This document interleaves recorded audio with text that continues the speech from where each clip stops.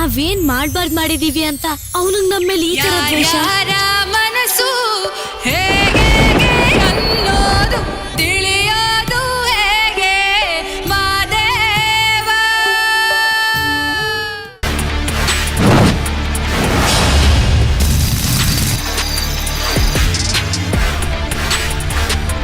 ಇದು ನಮ್ ಭಾಷೆ ಕಲಿಯೋ ವಿಚಾರ ಅಷ್ಟೇ. ನಾವು ಕಲ್ತಿರೋರ್ನೇ ಕೆಲ್ಸಕ್ಕೆ ಇಟ್ಕೊಳ್ಳೋರು. ನಮ್ ಜನಗಳಿಗೆ ವಿದ್ಯೆ ಬೇಡ, ಮೋಜ್ ಬೇಕು, ಮಸ್ತಿ ಬೇಕು. ಇನ್ಮೇಲೆ ನಾವು ಹಂಗೆ. ನೀವೆಲ್ರೂ ಓದೋದು ಬರೆಯೋದು ಕಲಿಬೇಕು ಅಷ್ಟೇ. ನಿಮ್ಮೆಲ್ರಿಗೂ ಕೂಡ ಕಲಿಬೇಕನ್ನೋದನ್ನ ಕಡ್ಡಾಯ ಮಾಡೋದಕ್ಕೆ ಇವ್ರು ಯಾರ್ರಿ? ಇಲ್ಲ ಅಂದ್ರೆ ನಿಮ್ಗೆ ಏನ್ ಸಿಗ್ಬೇಕೋ ಅದ್ ಸಿಗೋದಿಲ್ಲ. ಈ ಹುಡ್ಗಿ ಹೇಳ್ದವ್ರಿಗೆ ಮಾತ್ರ ಕೊಡ್ತೀನಿ ಅನ್ನೋದಕ್ಕೆ ಇವಳೇನ್ ಸರ್ವಾಧಿಕಾರಿನ? ನಮಸ್ಕಾರ, ಫಿಲ್ಮ್ ಮೇಕರ್ಸ್ ಕೌನ್ಸಿಲ್ಗೆ ಸ್ವಾಗತ. ನಮ್ಮ ಜೀವನದಲ್ಲಿ ಏನೇ ಒಂದು ಸಾಧನೆ ಮಾಡಿದ್ರು ಅಥವಾ ಏನೋ ಒಂದು ಅನುಭವನ ಹಂಚ್ಕೊಳ್ಬೇಕಾದ್ರೆ ನಾವು ಅದರ ಕ್ರೆಡಿಟನ್ನು ಯಾವತ್ತೂ ಒಬ್ಬ ಗುರು, ಒಬ್ಬ ಟೀಚರ್ಗೆ ಕೊಡ್ತೀವಿ. ಒಬ್ಬ ಅಕ್ಷರ ಕಲಿಸಿದ ಗುರುಗಳಿರ್ಬೋದು, ಲೈಫಲ್ಲಿ ಎಲ್ಲೋ ಸೋತು ಕೂತಾಗ ದಾರಿ ತೋರಿಸಿದಬ್ಬ ಗುರು ಇರ್ಬೋದು, ಏನೋ ಒಂದು ಸ್ಪೆಷಲ್ ವಿಚಾರವನ್ನು ಕಲಿಸಿದ ವ್ಯಕ್ತಿಗೆ ಆಲ್ವೇಸ್ ನಾವು ಕ್ರೆಡಿಟ್ ಕೊಡ್ತಾ ಇರ್ತೀವಿ. ಯಾಕೆ ಈ ವಿಷಯ ಹೇಳ್ತಿದ್ದೀನಿ ಅಂತ ಹೇಳಿದರೆ, ಭಾರತಿ ಟೀಚರ್ 7ನೇ ತರಗತಿ ಅನ್ನೋ ಒಂದು ಸಿನಿಮಾ. ಭಾರತಿ ಟೀಚರ್ ಬನ್ನಿ ಬನ್ನಿ ಟೈಟಲೇ ತುಂಬ ಇಂಟ್ರೆಸ್ಟಿಂಗ್ ಆಗಿದೆ. ಈ ಸಿನಿಮಾದ ನಿರ್ದೇಶಕರು ML ಪ್ರಸನ್ನ ಅವರು ನಮ್ಮ ಜೊತೆ ಇದ್ದಾರೆ. ಜೊತೆಗೆ ಡಿಸ್ಟ್ರಿಬ್ಯೂಟರ್ ಕೂಡ ನಮ್ಮ ಜೊತೆ ಇದ್ದಾರೆ, ವೆಂಕಟ ರಂಗೇಗೌಡ ಅನ್ನೋರು. ಯಾವಾಗಲೂ ಒಂದು ಸಿನಿಮಾದ ಬಗ್ಗೆ ಡಿಸ್ಕಷನ್ ಮಾಡ್ಬೇಕಾದ್ರೆ ನಿರ್ದೇಶಕರು, ಆಕ್ಟರ್ಸ್ಗಳೆಲ್ಲ ಇರ್ತಾರೆ. ಈ ಸತಿ ಡಿಸ್ಟ್ರಿಬ್ಯೂಟರ್ ಕೂಡ ಇದ್ದಾರೆ. ಅವರ ಒಂದು ಹೊಸ ಪ್ರಯತ್ನ, ಈ ಸಿನಿಮಾಗೆ 50 ರೂಪೀಸ್ ಟಿಕೆಟನ್ನು ಸಿಂಗಲ್ ಸ್ಕ್ರೀನಲ್ಲಿ ಫಿಕ್ಸ್ ಮಾಡಿದ್ದಾರೆ. ಸೊ ದಟ್ ನೀವೆಲ್ಲ ಸಂಸಾರ ಸಮೇತ ಫ್ಯಾಮಿಲಿ ಫ್ರೆಂಡ್ಸ್ ಜೊತೆ ಬಂದು ಸಿನಿಮಾ ನೋಡ್ಲಿ ಅಂತ. ಬನ್ನಿ ಅವ್ರ ಜೊತೆ ಮಾತಾಡೋಣ. ಭಾರತಿ ಟೀಚರ್ ಬನ್ನಿ ಬನ್ನಿ. ಸೊ ನಮಸ್ತೆ, welcome to the show. Congratulations ಇಬ್ಬರಿಗೂ, ನಿರ್ದೇಶಕರಿಗೂ ಹಾಗೂ ಡಿಸ್ಟ್ರಿಬ್ಯೂಟರ್ ಇಬ್ಬರು. ಸಿನಿಮಾ ರಿಲೀಸ್ ಆಗ್ತಿದೆ, ಸಿನಿಮಾದ ಬಗ್ಗೆ ಮಾತಾಡೋದಕ್ಕೆ ಬಂದಿದ್ದಾರೆ. ಸೊ ರಿಲೀಸ್ ಮಾಡ್ತಾ ಇದ್ದೀರಾ, ಇಬ್ಬರಿಗೂ ಕಂಗ್ರ್ಯಾಚುಲೇಷನ್ಸ್. ಮೊದಲನೇದಾಗಿ ನಿರ್ದೇಶಕರಿಗೆ ಟೈಟಲ್ ಸಿಕ್ಕಾಪಟ್ಟೆ ಇಂಟ್ರೆಸ್ಟಿಂಗ್ ಇದೆ, ಭಾರತಿ 7ನೇ ತರಗತಿ. ಭಾರತಿ ಅಂತ ಹೇಳಿದ್ರು ಓಕೆ, ಭಾರತಿ ಟೀಚರ್ 7ನೇ ತರಗತಿ ಅನ್ನೋದು ಬಹಳ ವಿಶೇಷವಾಗಿದೆ. ಸೊ ಹೆಂಗೆ ಈ ಟೈಟಲ್ ಅಂಡ್ ಈ ಕಥೆ ಹೇಗೆ ಆಯ್ಕೆ ಮಾಡ್ಕೊಂಡಿದ್ದು, ಹೆಂಗ್ ಹೊಳಿತು ಸರ್? ಇದು ಒಂದು ತುಂಬಾ ಸಿಂಪಲ್ ಆದಂತ ಒಂದು ಥಾಟ್. ಏನಪ್ಪಾ ಅಂದ್ರೆ, ಒಂದು ಹಳ್ಳಿಯ ಹುಡುಗಿ ತನ್ನ ಊರಿನ ಪ್ರತಿಯೊಬ್ಬರಿಗೂ ಕೂಡ ವಿದ್ಯೆ ಕಲಿಸಬೇಕು ಅಂತ ಒಂದು ಮನಸ್ಸು ಮಾಡಿದ್ರೆ ಏನಾಗತ್ತೆ. ಇದು ಒಂದು ಸರಳವಾದಂತ ಒಂದು ಥಾಟ್ ಬಂತು. ಒಂದು ರಾತ್ರಿ ಅದು ಯಾರೋ ಕೇಳಿದ್ರು, ಒಂದು ಮಕ್ಕಳ ಸಿನಿಮಾ ನಿಮ್ಗೆ ಒಂದು ಕತೆ ಬೇಕಿತ್ತು ಅಂತ. ಹೌದಾ? ಮಕ್ಕಳ ಸಿನಿಮಾ? ಹೌದು. Okay. It is you certificate plus ಮಕ್ಕಳ ಚಿತ್ರ. ಅವ್ರು ಯಾರೋ ಕೇಳಿದ್ರು ನನಗೆ ಬೇಕು ಅಂತ. ನಾನು ಆಮೇಲೆ ಅದನ್ನ ಸರಿ ಆಯ್ತು ಯೋಚನೆ ಮಾಡೋಣ ಅಂತ ರಾತ್ರಿ 11 ಗಂಟೆಗೆ ಈ ಥರದೊಂದು ಥಾಟ್ ಹೊಳಿತು. ಒಂದು ಮಗು ಹಿಂಗ್ ಮನ್ಸು ಮಾಡಿದ್ರೆ ಏನಾಗತ್ತೆ ಅಂತ. ಅದು ರಾತ್ರಿ 3 ಗಂಟೆ ತನಕನೂ ಮಲಗಿದ್ರು ನಿದ್ದೆ ಬರ್ತಿಲ್ಲ, ಸುಮ್ಮನೆ ಅದಂಗೆ. ಅಂದ್ರೆ ಇಡೀ ಪೂರ್ತಿ ಕತೆ ಅಲ್ಲಿ ಸಿದ್ಧ ಆಗೋಯ್ತು. ಅದು 3 ಗಂಟೆ ಮೇಲೆ ಇದಿಷ್ಟು ಪೂರ್ತಿ ನೆನಪಿರತ್ತಾ ಅಂತಾನು ಅನ್ಕೊಂಡೆ. ಆಮೇಲೆ ಇಟ್ಸ್ ಓಕೆ ಬಿಡತ್ಲಾಗೆ ಅಂತ ಅಂದ್ಬಿಟ್ಟು ಮಲಗ್ಬಿಟ್ಟೆ. ಬಟ್ ಬೆಳಿಗ್ಗೆಗೆ ಅಷ್ಟು ಯೋಚನೆ ಮಾಡಿದ್ರಿಂದ ಎಲ್ಲ ಪೂರ್ತಿ ಒಂದು ಕಡೆಯಿಂದ ಅಷ್ಟು ಸೀನ್ಗಳು ಬರ್ಕೊಂಡು ಹೋಗ್ಬಿಟ್ಟು. ಸೊ ಇದು ಭಾರತಿ ಟೀಚರ್ ಅಂದ್ರೆ ಭಾರತಿ. ಅದು ಫಸ್ಟ್ ಒಂದು ಹುಡುಗಿ ಅಂತ ಅನ್ಕೊಂಡಿದ್ದು, ಹೆಸರು ಏನ್ ಇಡ್ಬೇಕು, ಅದು ಭಾರತಿ, ಕನ್ನಡತಿ, ಇದ್ರದ್ದು ಇದೆಲ್ಲದಕ್ಕಿಂತ ನನಗೆ ಇದು ಸುಮಾ ಟೀಚರ್, ಏನು ಜಾನಕಿ ಟೀಚರ್ ಅಂತ ಏನಿತ್ತಲ್ಲ ನಮ್ಗೆ, ಹಾಗೆ ನನಗೆ ಭಾರತಿ ಅನ್ನೋ ಹೆಸರು ಚಂದ ಕಾಣಿಸ್ತು. ಟೀಚರ್ ಪದಕ್ಕೆ ಅದು ಇಂಗ್ಲಿಷ್ ಇರ್ತದೆ, ಏನ್ ಮಾಡೋದು. ಬಟ್ ಅದಕ್ಕೆ ಇನ್ನೊಂದು ಪರ್ಯಾಯ ಪದ ಇಲ್ಲ. ನಾನು ಆಲ್ಟರ್ನೇಟ್ ಅಂತ ಹೋದೆ, ಅದಕ್ಕೆ ಪರ್ಯಾಯ ಸಿಕ್ತು ನಮಗೆ. ಓಕೆ, ಇದನ್ನ ಯಾರ ಜೊತೆ ಚರ್ಚೆ ಮಾಡಿದ್ವಿ ಅಂದ್ರೆ, ಕರ್ನಾಟಕ ರಕ್ಷಣಾ ವೇದಿಕೆ ಅಧ್ಯಕ್ಷರಾದಂತ ರಾಜ್ಯಾಧ್ಯಕ್ಷರಾದ TA ನಾರಾಯಣಗೌಡರ ಜೊತೆ ಚರ್ಚೆ ಮಾಡಿದ್ವಿ. ಯಾಕೆ ಅಂದ್ರೆ ನಾನು ಅವರಿಗೆ ಅವರ ಮ್ಯಾಗಝೀನ್ಗೆ ನಾನು ಬರಿತಾ ಇದ್ದೆ. ಅವ್ರಿಗೆ ಇದ್ರದನ್ನ ಮಾಡ್ಬೇಕಿತ್ತಲ್ಲ, ಅದಕ್ಕೆ ಕೇಳಿದ್ದೆ ಇದು, ಸರ್ ನಾವು ಈ ತರ ಒಂದು ಸಿನಿಮಾ ಮಾಡ್ತಾ ಇದ್ದೀನಿ, ಇದಕ್ಕೆ ಭಾರತಿ ಟೀಚರ್ ಅನ್ನುವಂಥದ್ದು. ನಾನು 2 ಲೈನ್ ಕತೆ ಹೇಳ್ತೀನಿ ಸರ್ ಅಂದೆ. ಈಗಲೂ ಅದನ್ನೇ ಹೇಳ್ತೀನಿ ಅಷ್ಟೇ. ಭಾರತಿ ಅನ್ನುವ 7ನೇ ತರಗತಿ ಓದುವ ಹುಡುಗಿ ತನ್ನ ಊರಿನ ಪ್ರತಿಯೊಬ್ಬರನ್ನು ಕೂಡ ಕನ್ನಡ ಸಾಕ್ಷರರನ್ನಾಗಿ ಮಾಡಬೇಕು ಅಂತ ಒಂದು ಸಂಕಲ್ಪ ಮಾಡ್ತಾಳೆ. ಹೇಗೆ ಸಾಧಿಸ್ಕೊಳ್ತಾಳೆ ಅನ್ನೋದು ಕತೆ. ಅವ್ರು ಟಕ್ಕಂತ ಕೇಳ್ತಾ ಇದ್ದವರು, ಬಹಳ ಚೆನ್ನಾಗಿದೆಯಲ್ಲ ಇದು, ಡೀಟೇಲ್ ಆಗಿ ಹೇಳಿ.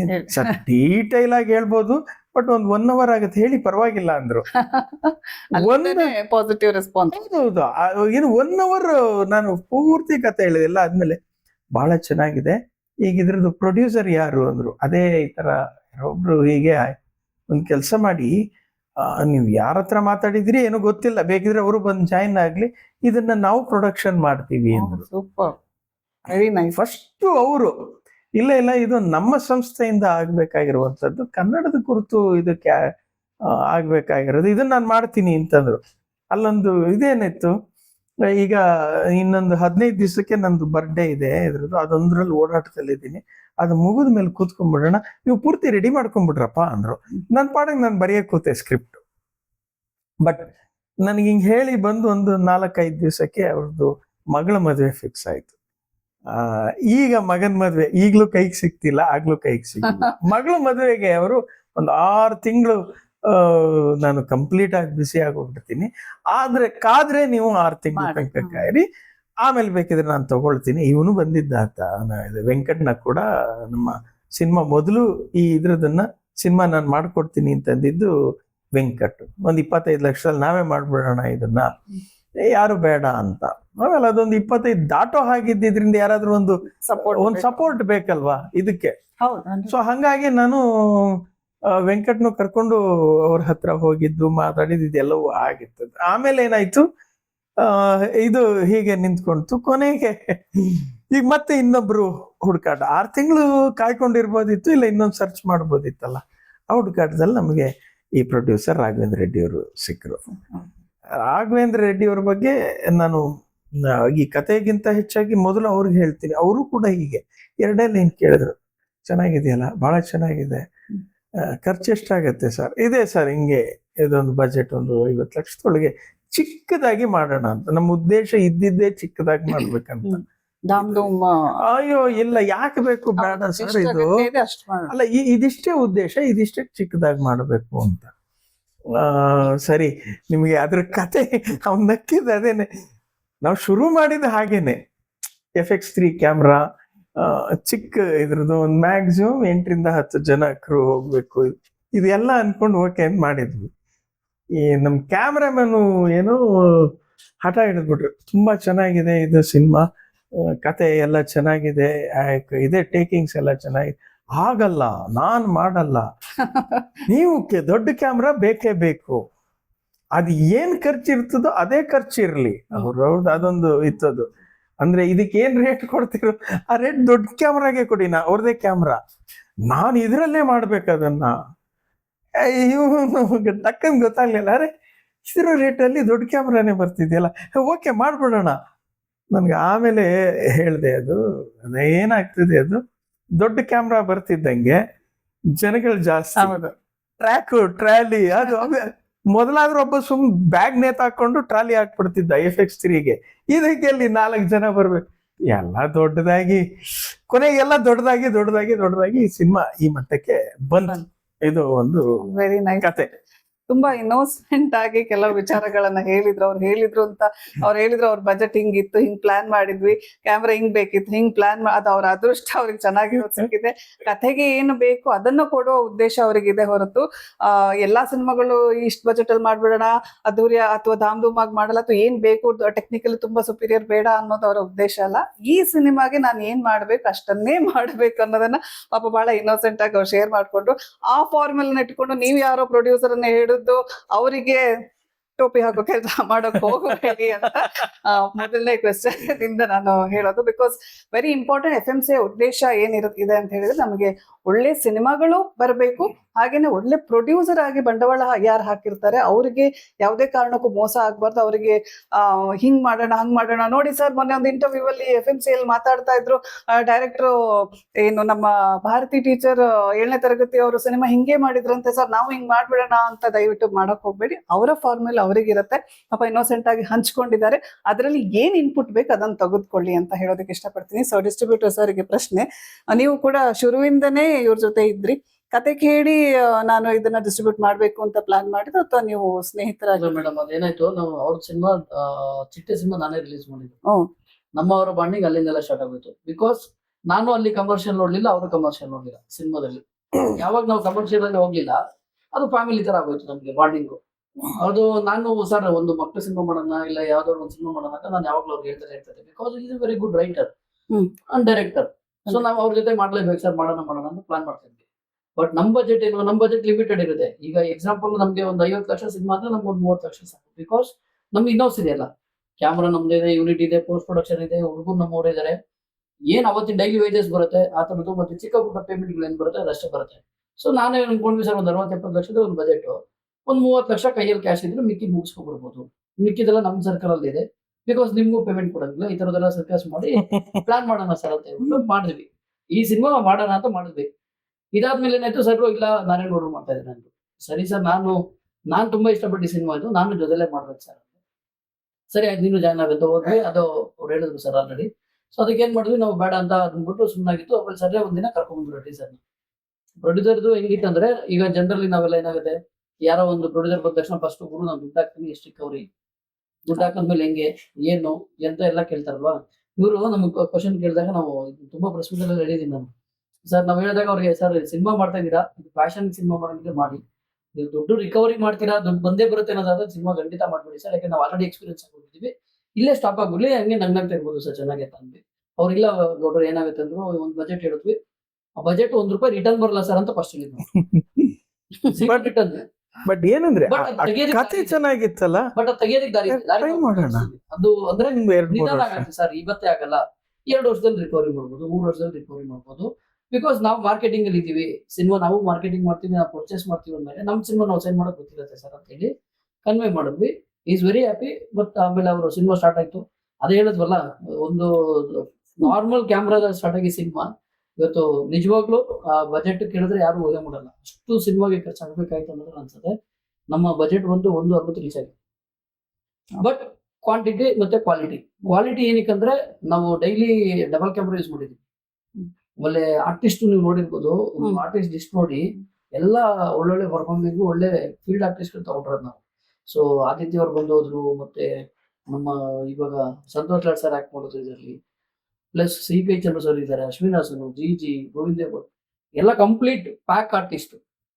ಪ್ಲಸ್ ನಾವು ಶೆಡ್ಯೂಲ್ ಪ್ಲಾನ್ ಮಾಡಿದ್ವಿ ಅಷ್ಟೇ, ಒಂದು 30 ದಿನ ಶೆಡ್ಯೂಲ್ ಅಂತ. ಶೆಡ್ಯೂಲ್ ಆಗಿದೆ 55 ದಿನ. ಸೊ ಅಂದ್ರೆ ಯಾವ ಸಿನಿಮಾಗೆ ಏನ್ ಬೇಕೋ ಅದು ಅದಾಯ ತಗೊಳ್ತಾ ಹೋಗ್ತಾರೆ. ಯಾಕಂದ್ರೆ ಯಾರು ಕಮರ್ಷಿಯಲ್ ವರ್ಕ್ ಮಾಡೋದು. ಸೊ ಅಂದ್ರೆ ಇವಾಗ್ಲೂ ನಾವು ಇದೇ ರೀಸನ್ಗೆ ನಾವು ಇವತ್ತು ನೋಡಿ, ಇವಾಗ ನಾವು ಪ್ರೊಡ್ಯೂಸರ್, ನಾವು ಡೈರೆಕ್ಟರ್ಸ್ ಎಲ್ಲ ಡಿಸೈಡ್ ಮಾಡಿ ₹50 ಟಿಕೆಟ್ ಎಂಟೈರ್ ಕರ್ನಾಟಕ ಇಟ್ಟಿದ್ದೀವಿ. ಬಿಕಾಸ್ ನಾವ್ ಈ ಸಿನಿಮಾ ಮಾಡಿರೋದು ಜನಕ್ಕೆ ರೀಚ್ ಆಗ್ಬೇಕು. ಏನಕ್ಕೆ ರೀಚ್ ಆಗ್ಬೇಕಂದ್ರೆ, ಇವತ್ತು ನಾವು ಜನರಲಿ ಇದು ಆಲ್ರೆಡಿ ಎಲ್ಲರಿಗೂ ಗೊತ್ತಿರೋ ವಿಷಯನೇ, ಕನ್ನಡನ ಬೆಳೆಸಬೇಡ ಗುರು, ಬೆಳೆದ್ಬಿಟ್ಟಿದೆ, ಬಳಸು ಉಳಿಸು ಅನ್ನೋದು ಕಾಮನ್. ಸೊ ಅದೇ ಕಾನ್ಸೆಪ್ಟ್ ಇದು ನಮ್ಮ ಸಿನಿಮಾನು ಅಷ್ಟೇ. ಬೆಳೆದಿರೋ ಕನ್ನಡ ಸಿನಿಮಾನ ನಾವು ದಯವಿಟ್ಟು ಕನ್ನಡನ ಬೆಳೆಸೋಣ, ಅಂದ್ರೆ ಮಾತಾಡ್ತಾ ಕಲಿಸ್ತಾ ಕಲಿತಾ ಮಾಡೋಣ ಅನ್ನೋದಕ್ಕೆ ಒಂದು ಕಾನ್ಸೆಪ್ಟ್. ಏನಕ್ಕೆ, ಈಗ ನಾವು ದೊಡ್ಡವ್ರು ಹೇಳಿದ್ರೆ ನೀನ್ ಕನ್ನಡದಲ್ಲಿ ಮಾತಾಡೋದ್ರೆ ನಾವು ಬೇಗ ರೇಸ್ ಆಗ್ಬಿಡ್ತೀವಿ. ಅದೇ ಒಂದು ಮಗು, ಅಂಕಲ್ ನೀನ್ ಕನ್ನಡದಲ್ಲಿ ಮಾತಾಡೋ ಅಂಕಲ್ ಅಂದ್ರೆ ನಾವು ನಗ್ನಗ್ತಾ ಅದಕ್ಕೆ ಹಿಂಗ್ ಅನ್ಕೊಂಡು ಒಂದು ಹೂ ಕೊಟ್ಟು ನಾನು ಕಲಿಸ್ತೀನಿ ಅನ್ನತ್ತೆ. ನಾನು ಕಲಿಸ್ತೀನಿ ಅಂತ ಅಂದ್ರೆ ನಮ್ಮ ಮೈಂಡ್ ಸೆಟ್ ಯಾವ ತರ ಇರುತ್ತೆ, ಮಕ್ಳು ಮನ್ಸಿಗೆ ಬೇಗ ನಾವು ಸೋಲ್ತೀವಿ ಅನ್ನೋದು ಕಾಮನ್ ಅದು. ಹೌದು. ಸೊ ಅದಕ್ಕೆ ಮಕ್ಳು ಮೂಲಕನೇ ಹೇಳೋಣ ಅನ್ನೋದು ಒಂದು ಕಾನ್ಸೆಪ್ಟ್ ಮಾಡಿ ಮಕ್ಳು ಮೂಲಕನೇ ಹೇಳ್ತಾ ಇದೀವಿ. ಈ ಸಿನಿಮಾ ನಿಜವಾಗ್ಲೂ ನಿಮ್ಗೆಲ್ಲರಿಗೂ ಇಷ್ಟ ಆಗುತ್ತೆ. ಅಂದ್ರೆ ಇಂದಿನ ಮಕ್ಳು ಮುಂದಿನ ತಲೆಮಾರುಗಳು. ಈಗ ನಾವು ನಮ್ಮ ಮಕ್ಳಿಗೆ ಕನ್ನಡ ಕಲ್ಸಿದ್ರೆ ಅವ್ರು ಮುಂದೆ ಕನ್ನಡ ಅದು ಪ್ರಾಕ್ಟೀಸ್ ಆಗ್ತಾ ಹೋಗುತ್ತೆ ಅನ್ನೋದು ಒಂದು ಅಜೆಂಡಾ ಅಷ್ಟೇ. ಸೊ ಅದ್ರ ಪ್ರಕಾರ ಮಾಡಿದೀವಿ. ಎಲ್ಲ ಪ್ರತಿಯೊಬ್ರು ಕನ್ನಡಿಗರು ನೋಡ್ಬೇಕು ಈ ಸಿನಿಮಾ. ನಾಟ್ ಓನ್ಲಿ ಕನ್ನಡಿಗರು, ಎಲ್ಲಾರು ಈ ಸಿನಿಮಾ ನೋಡ್ಬೇಕು. ಯಾಕಂದ್ರೆ ಒಂದು ಒಳ್ಳೆ ಉದ್ದೇಶ ಇಟ್ಕೊಂಡು ಮಾಡಿರ್ತಕ್ಕಂಥ ಸಿನಿಮಾ ಅಂದ ಮೇಲೆ ಒಂದು ಅಡೆತಡೆ ಅಂದ್ರೆ ಒಂದು ಕಾನ್ಸೆಪ್ಟ್ ಅಲ್ಲಿ ಅದಕ್ಕೆ ಆಪೋಸಿಟ್ ಅನ್ನೋರು ಇದ್ದೇ ಇರ್ತಾರೆ. ಆಪೋಸಿಷನ್ ಹೆಂಗಾಗತ್ತೆ, ಅದು ಹೆಂಗ್ ವರ್ಕ್ ಆಗುತ್ತೆ, ನಾವ್ ಏನ್ ಮಾಡ್ಬೋದು ಅನ್ನೋದನ್ನ ಅದರಲ್ಲಿ ತುಂಬಾ ಚೆನ್ನಾಗಿ ತೋರಿಸಿದೀವಿ. ಪ್ರತಿಯೊಬ್ಬರನ್ನು ತುಂಬಾ ನನ್ನ ಸಂಬಂಧಕ್ಕೆ ಸಪೋರ್ಟ್ ಮಾಡಿದ್ದಾರೆ. ಎಲ್ಲಾ ಕ್ಷೇತ್ರ ಅಂದ್ರೆ ಕರ್ನಾಟಕದ ಎಲ್ಲಾ ಚಿತ್ರಮಂದಿರ ಸಿಂಗಲ್ ಸ್ಕ್ರೀನ್ಗಳಲ್ಲಿ ನಾವು ₹50 ಟಿಕೆಟ್ ಬುಕ್ ಮಾಡಿದೀವಿ. ಇದು ಆಕ್ಚುಲಿ ಒಂಥರ ಚಾಲೆಂಜಿಂಗು. ಯಾಕಂದ್ರೆ ಆಲ್ರೆಡಿ ₹120, ₹150 ಕ್ರಾಸ್ ಆಗ್ಬಿಟ್ಟಿದೆ ಟಿಕೆಟ್ ರೇಟು. ಇವಾಗ ಅವ್ರು ₹50 ಬಂದ್ರೆ ಮತ್ತೆ ಅದಕ್ಕೆ ಟ್ಯಾಕ್ಸ್ ಕಟ್ಟೋದು ಹೆಂಗೆ, ಇಲ್ಲ ಅಂದ್ರೆ ಮತ್ತೆ ನಾವು ಅದಕ್ಕೆ ಅವ್ರಿಗೆ ಬಾಡಿಗೆನೆ ಬರ್ಲಿಲ್ಲ ಅಂದ್ರೆ ಹಿಂಗೆ, ಜನ ಬಂದಿಲ್ಲ ಅಂದ್ರೆ ಹಿಂಗೆ, ಈ ತರದೆಲ್ಲ ತುಂಬಾ ಟಾಸ್ಕ್ ಇದೆ. ಆ ಟಾಸ್ಕ್ ಮಧ್ಯದಲ್ಲಿ ಆಕ್ಚುಲಿ ನೋಡಿ ಎಕ್ಸಿಬಿಟರ್ಸ್ ಸಪೋರ್ಟ್ ಮಾಡಲ್ಲ, ಥಿಯೇಟರ್ ಓನರ್ಸ್ ಅಂತಾರೆ. ನಿಜವಾಗ್ಲೂ ನಮ್ಗೆ ತುಂಬಾ ಥಿಯೇಟರ್ ಓನರ್ಸ್ ಸಪೋರ್ಟ್ ಮಾಡ್ತಾ ಇದ್ದಾರೆ. ಹೆಚ್ಚು ಕಡಿಮೆ ನಮ್ಗೆ ಆಲ್ರೆಡಿ 90 ಸಿಂಗಲ್ ಸ್ಕ್ರೀನ್ ಆಗಿದೆ. ಎಲ್ಲ ಇದೇ ಕಂಡೀಷನ್ ಅಲ್ಲಿ ಒಪ್ಕೊಂಡಿದ್ದಾರೆ. ಎಲ್ಲರೂ ಸಪೋರ್ಟ್ ಮಾಡ್ತಾ ಇದ್ದಾರೆ. ಬಿಕಾಸ್ ನಾವ್ ಹೇಳ್ತಾ ಇರತಕ್ಕಂಥ ಉದ್ದೇಶ ಚೆನ್ನಾಗಿದೆ ಅನ್ನೋದಾಗ ಎಲ್ಲರೂ ಸಪೋರ್ಟ್ ಮಾಡ್ತಾ ಇದ್ದಾರೆ. ಸೊ ಈಗ ಇವರೆಲ್ಲ ಸಪೋರ್ಟ್ ಮಾಡಿದ್ದಾರೆ. ನೋಡ್ತಾ ಇರ್ತಕ್ಕಂಥ ಆಡಿಯನ್ಸ್ಗಳು ದಯವಿಟ್ಟು ನೀವು ಬಂದು ₹50 ನಿಮ್ ಮಗು ಎಲ್ಲ ರೋಡಲ್ಲಿ ಹೋಗ್ತಾ ಇರೋ ಒಂದು ಚಾಕ್ಲೇಟ್ ಕೇಳಿದ್ರೆ, ಒಂದು ಐಸ್ ಕ್ರೀಮ್ ಕೇಳಿದ್ರೆ ₹50 ಕಾಸ್ಟ್. ಅದು ಅಂತ ಕಾಸ್ಟ್ ಅಲ್ಲಿ ನಾವು ನಿಮ್ಗೆ ಸಿನಿಮಾ ತೋರಿಸ್ತಾ ಇದೀವಿ. ದಯವಿಟ್ಟು ಮನೆ ಮಂದಿ ಎಲ್ಲ ಬಂದು ಸಿನಿಮಾ ನೋಡಿ. ನಿಮ್ ಮಕ್ಕಳು ನೀವು ಜೊತೆಲಿ ಕುಂತ್ಕೊಂಡು ನೋಡುವಂತ ಸಿನಿಮಾ ಮಾಡಿದೀವಿ. ದಯವಿಟ್ಟು ಬಂದು ಸಿನಿಮಾ ನೋಡಿ, ನಮ್ಮೆಲ್ಲರಿಗೂ ಸಪೋರ್ಟ್ ಮಾಡಿ. ವೆರಿ ನೈಸ್ ಸರ್, ಚೆನ್ನಾಗಿ ಹೇಳಿದ್ರಿ. ಎಸ್ಪೆಷಲಿ ಅವರ ಪ್ಲಾನಿಂಗ್ ಟು ರಿಲೀಸ್ ಅಂಡ್ ಜನರಿಗೆ ರೀಚ್ ಆಗೋದಕ್ಕೆ 50 rupees ticket in single screen ಅಲ್ಲಿ ಇಟ್ಟಿರೋದು. ದಯವಿಟ್ಟು ಇದೊಂದು ಅವಕಾಶನ ಬಳಸ್ಕೊಳ್ಳಿ, ಫ್ಯಾಮಿಲಿ ಸಮೇತ ಹೋಗಿ ಸಿನಿಮಾ ನೋಡಿ.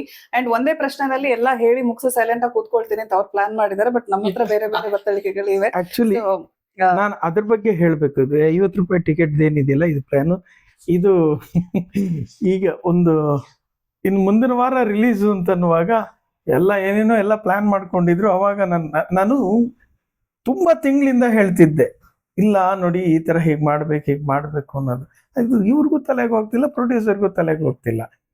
ಹೊಸದು ಯಾವಾಗ್ಲೂ ಹೋಗಲ್ಲ ಕರೆಕ್ಟ್ ಆಗಿ. ಈಗ ಒಂದು ವಾರದಿಂದ ನಾನು ಏನ್ ಮಾಡಿದೆ, ಸೀರಿಯಸ್ ಆಗಿ ಕೂರಿಸ್ಕೊಂಡು ಇಬ್ರಿಗೂ ನೋಡಿ 50 ರೂಪಾಯಿ ಟಿಕೆಟ್ ಮಾಡಿ ಎಲ್ಲ ಇದು ಹಂಗಂತಿದ್ದಂಗೆ ಎಲ್ಲ ಹೆಂಗೆ ಏನು ಎತ್ತ ನಾನು ಹೇಳಿದೆ ಅವರಿಗೆ. ನಾನು ಒಂದೇ ಮಾತು ಹೇಳಿದೆ, ನೋಡಿ 150 ರೂಪಾಯಿ ಕೊಟ್ಟು ಒಬ್ಬ ಪ್ರೇಕ್ಷಕ ಬರ್ತಾನೆ, ಅವನಿಗೆ ನಮ್ಮ ಸಿನಿಮಾ ಇಷ್ಟ ಆಗ್ಲಿಲ್ಲ ಅಂತಂದ್ರೆ ಬೈಕೊಂಡು ಹೋಗ್ತಾನೆ, ಸಹಜ, ಅದು ತಪ್ಪೇನಿಲ್ಲ. 150 ಕೊಟ್ಟು ಬಂದು ಹಿಂಗೆ ಮಾಡ್ಕೊಂಡು ಹೋಗ್ತೀವಿ. ನಾವು ಇಲ್ಲಿ ಹಾಗೆ ಮಾಡ್ತಿಲ್ಲ. 50 ರೂಪಾಯಿ ಇದೆ. ಈ 50 ರೂಪಾಯಿಯಲ್ಲಿ ಒಂದು ಸದಭಿರುಚಿಯ ಚಿತ್ರ ಅಂತಾನೆ ಮೊದಲೇ ಇದೆ. ಬರೋವಾಗ್ಲೇನೆ ಅವನಿಗೆ ಇದು ಕಮರ್ಷಿಯಲ್ ಸಿನಿಮಾ ಅದು ಅಂಥದ್ದು ಇಂಥದ್ದು ಏನೂ ಇಲ್ಲ. ಆಮೇಲೆ ಅದೇ ಕಾರಣಕ್ಕೆ ನಾವು 50 ರೂಪಾಯಿ ಮಾಡಿದೀವಿ. ಯಾಕೆಂದ್ರೆ ಮಕ್ಕಳ ಸಿನಿಮಾ. ಉದ್ದೇಶ ಏನಪ್ಪಾ ಅಂದ್ರೆ ಪ್ರತಿಯೊಬ್ರು ಕೂಡ ನೋಡ್ಬೇಕು ಅಂತ. ಅದು ಯಾಕೆ ನೋಡ್ಬೇಕು ಅನ್ನುವಂತ ಕಂಟೆಂಟ್ ಆಮೇಲೆ ಹೇಳ್ತೀನಿ, ಅದು ಯಾಕೆ ನೋಡ್ಬೇಕು ಅಂತ. ಅಲ್ಲಿ ಅದು ನಿಜವಾಗ್ಲೂ ಅದು ತುಂಬಾ ಸೀರಿಯಸ್ ಪಾಯಿಂಟ್. ಬಟ್ ಈ 50 ರೂಪಾಯಿಯಲ್ಲಿ ನನ್ನ ಒಂದು ಸ್ಟ್ರಾಟಜಿ ಏನಿತ್ತು ನೋಡಿ, ನಾವು ಹೆಚ್ಚು ಜನಕ್ಕೆ ತಲುಪಬೇಕು ಅಂತ ನಾವು ಆಸೆ ಪಟ್ಟಿದೀವಿ. ದುಡ್ಡು ಬರತ್ತೆ ಬರಲ್ಲ ಅಂತ ಇದೆಲ್ಲ ಡಿಸೈಡ್ ಮಾಡ್ಕೊಂಡೇನೆ ಇಳಿದಿರೋವಾಗ, ಸೊ ನಾವ್ ಯಾಕೆ ಇದಕ್ಕೆ ಒದ್ದಾಡಬೇಕು? ಒಂದು ಇದನ್ನ ಚಾಲೆಂಜ್ ಅನ್ನ ತಗೊಳ್ಳೋಣ. ಏನು, ಒಬ್ರು ಬರೋ ಬದಲು 3 ಜನ ಬರ್ತಾರೆ, ಹೆಚ್ಚು ಜನಕ್ಕೆ ರೀಚ್ ಆಗ್ತದೆ. ಆಯ್ತಾ?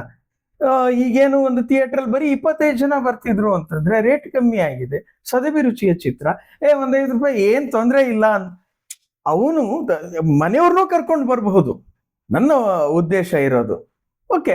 150 ರೂಪಾಯಿಗೆ ಒಬ್ಬನೇ ಹೋಗಿ ನೋಡ್ತಿದ್ದೆ, 150 ರೂಪಾಯಿಗೆ ನಾನು ಮಕ್ಕಳ ಸಮೇತವಾಗಿ ನೋಡ್ಬೋದಲ್ಲ ಅಂತ ಅವ್ರಿಗೆ ಅನ್ಸಿದ್ರೆ ಏನಾಗ್ತದೆ, ನಮಗೆ ರೀಚ್ ಹೆಚ್ಚಾಗ್ತದೆ, ಅವ್ರ ಕಲೆಕ್ಷನ್ ಅಷ್ಟೇ ಇರ್ತದೆ, ಅವ್ರಿಗೂ ತೊಂದರೆ ಇಲ್ಲ, ನೋಡೋರ್ಗೂ ತೊಂದರೆ ಇಲ್ಲ. ಅವ್ರಿಗೆ ಯಾರಿಗ್ ಗೊತ್ತು, ನಾಳೆ ಸಮಾಧಾನ ಆಗದೆ ಇರ್ಬೋದು. ಇಲ್ಲ ನಾವೇನೋ ಒಂದು ಕಮರ್ಷಿಯಲ್ ಸಿನಿಮಾ ಹಿಂಗಿರುತ್ತೆ ಏನೋ ಅನ್ಕೊಂಡ್ ಬಂದಿದ್ವಿ, ಇದಂಗಿಲ್ಲ. ಆದ್ರೆ ಬೈಕೊಳ್ಳಂಗಿಲ್ವೇ? ಬೈಕೊಳ್ಳುವಂತಹ ರೀತಿಯ ಪ್ರಾಡಕ್ಟ್ ಅನ್ನ ನಾವು ಕೊಟ್ಟಿಲ್ಲ. ಸೊ ಹಾಗಾಗಿ ಅವ್ರಿಗೊಂದು ಸಮಾಧಾನ ಇರುತ್ತೆ. ನಾವ್ ಇಂಥದ್ದೊಂದು ಚಾಲೆಂಜ್ ತಗೊಳ್ಳೋಣ, ಏನ್ ಬರತ್ತೆ ಬಿಡತ್ತೆ, ಸೇಮ್ ರಿಸ್ಕ್ ಇರ್ತದೆ, ಬಟ್ ಐಡಿಯಾ ಈಸ್ ಯೂನಿಕ್. ಅವಾಗ ಇವರು ಇದು ಹೆಂಗ್ ಸಾಧ್ಯ ಏನು ಎತ್ತ ಅಂತ ಇವರು ಸಂಬಂಧಪಟ್ಟಂತ ಡಿಸ್ಟ್ರಿಬ್ಯೂಟರ್ಗಳು ಯಾರ್ಯಾರೆಲ್ಲ ಲೋಕಲ್ ಅವ್ರು ಇರ್ತಾರೆ, ಅವ್ರ ಹತ್ರ ಎಲ್ಲ ಚರ್ಚೆ ಮಾಡಿ ನಾವು ಸಪೋರ್ಟ್ ಮಾಡ್ತೀವಿ ಅಂತಂದ್ರು. 1 2 3 ಗ್ರೂಪ್ ಸರ್ ಮಾಡ್ತೀವಿ ಸರ್ ಅಂದ್ರು. ಪ್ರೊಡ್ಯೂಸರ್ ಮಾಡ್ರಪ್ಪ ಅಂದ್ರು. ಪಾಪ ಜೆಂಟ್ಲ್ಮನ್. ಡೈರೆಕ್ಟರ್ಗೆ ಸ್ಕ್ರೀನ್ ಪ್ಲೇ ಎಲ್ಲ ಈಸಿ. ಅಲ್ಲಿ ನಾವು ಫೀಲ್ಡ್ ಅಲ್ಲಿ ಕೆಲಸ ಮಾಡೋದಿಲ್ಲ, ಥಿಯೇಟರ್ ಅವ್ರ ಹತ್ರ ಎಕ್ಸಿಬಿಟರ್ಸ್ ಹತ್ರ ಕಮಿಟ್ಮೆಂಟ್ ತಗೊಂಡು, ಮೇಡಮ್ ಏನಾಗುತ್ತೆ, ಯಾರೋ ಒಬ್ರು ಹೋಗ್ತಾರೆ 50 ರೂಪಾಯಿಗೆ, ಅದಕ್ಕೆ GST, ಅದಕ್ಕೆ ರಿಟರ್ನಿಂಗ್ಗೆ. ಈಗ ಎಕ್ಸಾಂಪಲ್ ಯಾರ್ದೋ ಒಂದು 30,000 ರೂಪಾಯಿ ಬಾಡಿಗೆ ಇದೆ ಅನ್ಕೊಡಿ, ಒಂದ್ 300 ಜನ ಹೋದ್ರೆ ಅವ್ರ ಬಾಡಿಗೆ ಕವರ್ ಆಗುತ್ತೆ. ಇವಾಗ ಅದು ಅವ್ನು 600 ಜನ ಹೋಗ್ಬೇಕು, 600 ಜನ ಕರ್ಸೋಂಥದ್ದು 900 ಚಾಲೆಂಜಿಂಗ್ ಅದು. ಸೊ ಆ ಒಂದು ಕಂಡೀಷನ್ ಅಲ್ಲಿ ನಮಗೇನು ಸರ್ ನೀವು ಈಸಿ ಹೇಳ್ಬಿಟ್ಟಿದ್ದೀರಾ, ನಾನು ಕನ್ಫರ್ಮ್ ಆಗ್ಬೇಕಲ್ಲ. ನಾನು ಒಂದು ತುಂಬಾ ಜನ ಒಂದು 20-25 ಜನ ಎಕ್ಸಿಬಿಟರ್ಸ್ ಹೇಗಿತ್ತು ರೆಸ್ಪಾನ್ಸ್? 20-25 ಜನನು ಗುರು ನೀನ್ ಮಾಡಿ ನಾನು ಸಪೋರ್ಟ್ ಮಾಡ್ತೀನಿ, ಆದ್ರೆ ನಮ್ ಕತೆ ಹಿಂಗೆ ಏನಾದ್ರು ಅಕಸ್ಮಾತ್ ಪ್ರಾಬ್ಲಮ್ ಆಗ್ಬಿಟ್ರೆ ಅಂದ್ರೆ ನಾವು ಕೂಡ ಧೈರ್ಯ ಇರುತ್ತೆ ಮೇಡಮ್. ಅಂದ್ರೆ ಒಂದಕ್ಕೊಂದು ಮ್ಯೂಚುವಲ್ ಅಂಡರ್ಸ್ಟ್ಯಾಂಡಿಂಗ್ ಇದ್ರೇನೆ ಅದು ಮಾಡಕ್ ಆಗೋದು.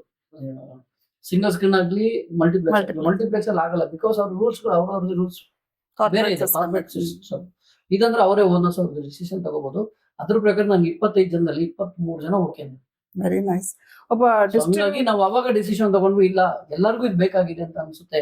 ಬಿಕಾಸ್ ಅವ್ರಿಗೂ ಅಷ್ಟೇ ಇದರಿಂದಲೇ ದುಡ್ಡು ಮಾಡ್ಬಿಡ್ತೀವಿ ಅನ್ನೋ ತರ ಇಲ್ಲ.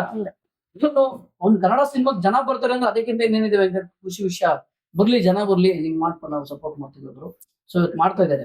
ಅಂದ್ರೆ ನಾನು ಅದನ್ನೇ ಹೇಳಕೊಟ್ಟಿದ್ದು, ಒಂದು ಉದ್ದೇಶ ಚೆನ್ನಾಗಿದ್ದಾಗ ಎಲ್ರೂ ಕೆಟ್ಟವರಾಗೇನಿರಲ್ಲ, ಎಲ್ರೂ ಕೂಡ ಅದಕ್ಕೆ ಕೈ ಜೋಡಿಸ್ತಾರೆ. ಇನ್ನು ಜಗತ್ತಿನಲ್ಲಿ ಇನ್ನೂ ಒಳ್ಳೆತನ ಇದೆ. ಒಂದಷ್ಟು ಚಿಂತನಾತ್ಮಕವಾದಂತಹ ಧನಾತ್ಮಕವಾದಂತಹ ಕೆಲಸ ಕಾರ್ಯಗಳನ್ನು ನಾವು ಮಾಡಿದ್ರೆ ಅಂಥದ್ದೇ ಒಂದು ಫಲಿತಾಂಶ ಸಿಗಬಹುದು ಅನ್ನುವಂಥದ್ದು ಒಂದು ನಿರೀಕ್ಷೆ.